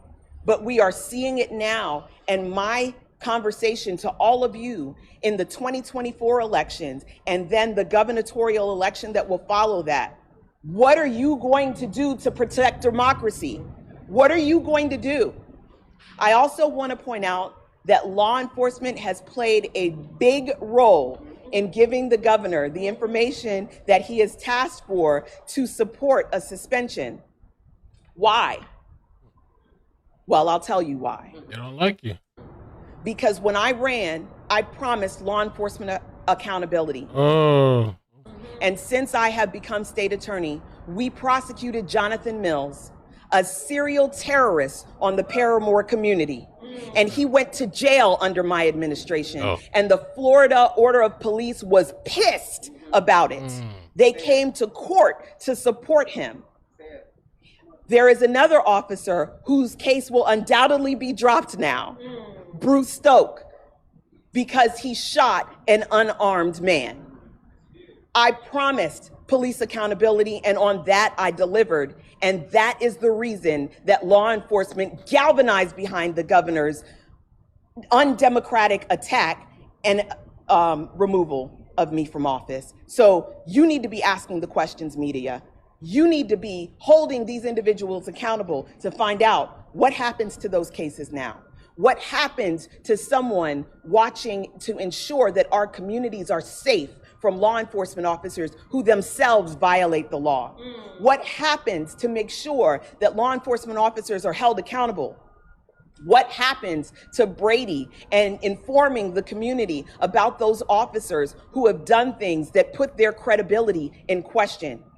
Listen, I'm not speaking out against law enforcement as a whole, but I am telling you that as in any profession, there are bad actors. The difference with law enforcement is that they have covered it up. Systemically, they have covered it up. And I have uncovered just the tip of the iceberg, and we have taken action against that. And that is why my deputy chief, who was over officer-involved critical incidents, was terminated. That's why. You talked about cases moving forward there. How does this procedurally affect cases? Are we going to possibly see delays? Any insight on that? Yeah, ask the governor. He should have all the answers on that. You addressed the David Deal case earlier this week. The David Deal case, the governor said there should have been a pretrial hold. Is that something that would have been possible? No. Here's how pretrial detention works. First, law enforcement, if you read the statute, is tasked with notifying the state of any information that would justify a pretrial detention. It does not take place at initial appearance, and that never happened in this case. There was no notification from law enforcement, and as I said, pretrial detention is something that is used in very rare circumstances, not for someone who's on probation for trespassing, okay? So we've got to call it what it is. If you look around to other circuits outside of this one, or look around to what happens once the normal course of business is happening after my removal, you will see that pretrial detention is not a thing that happens frequently. It happens in rare circumstances, and that is not a reason to remove someone. That is prosecutorial discretion. All right, guys, thank you so much for coming. All right. I don't know. So that's her side of things. I was just kind of curious. Like I said, I was rolling around in bed this morning and randomly saw that and thought I was going to go to sleep. Just listening to it, go back to sleep. And so, yeah. I mean, I don't know. But anyway, so thank you guys so much for joining me this stream. I appreciate it. Hope you guys have a good night. Like I said, working on some projects. Expect things potentially next week. Should be interesting. And I'm trying to finish Maddie's school stuff. And I think that's it. If you guys hit the like button, please, I'd appreciate it. Take care. Adios. Bye. Thank you so much.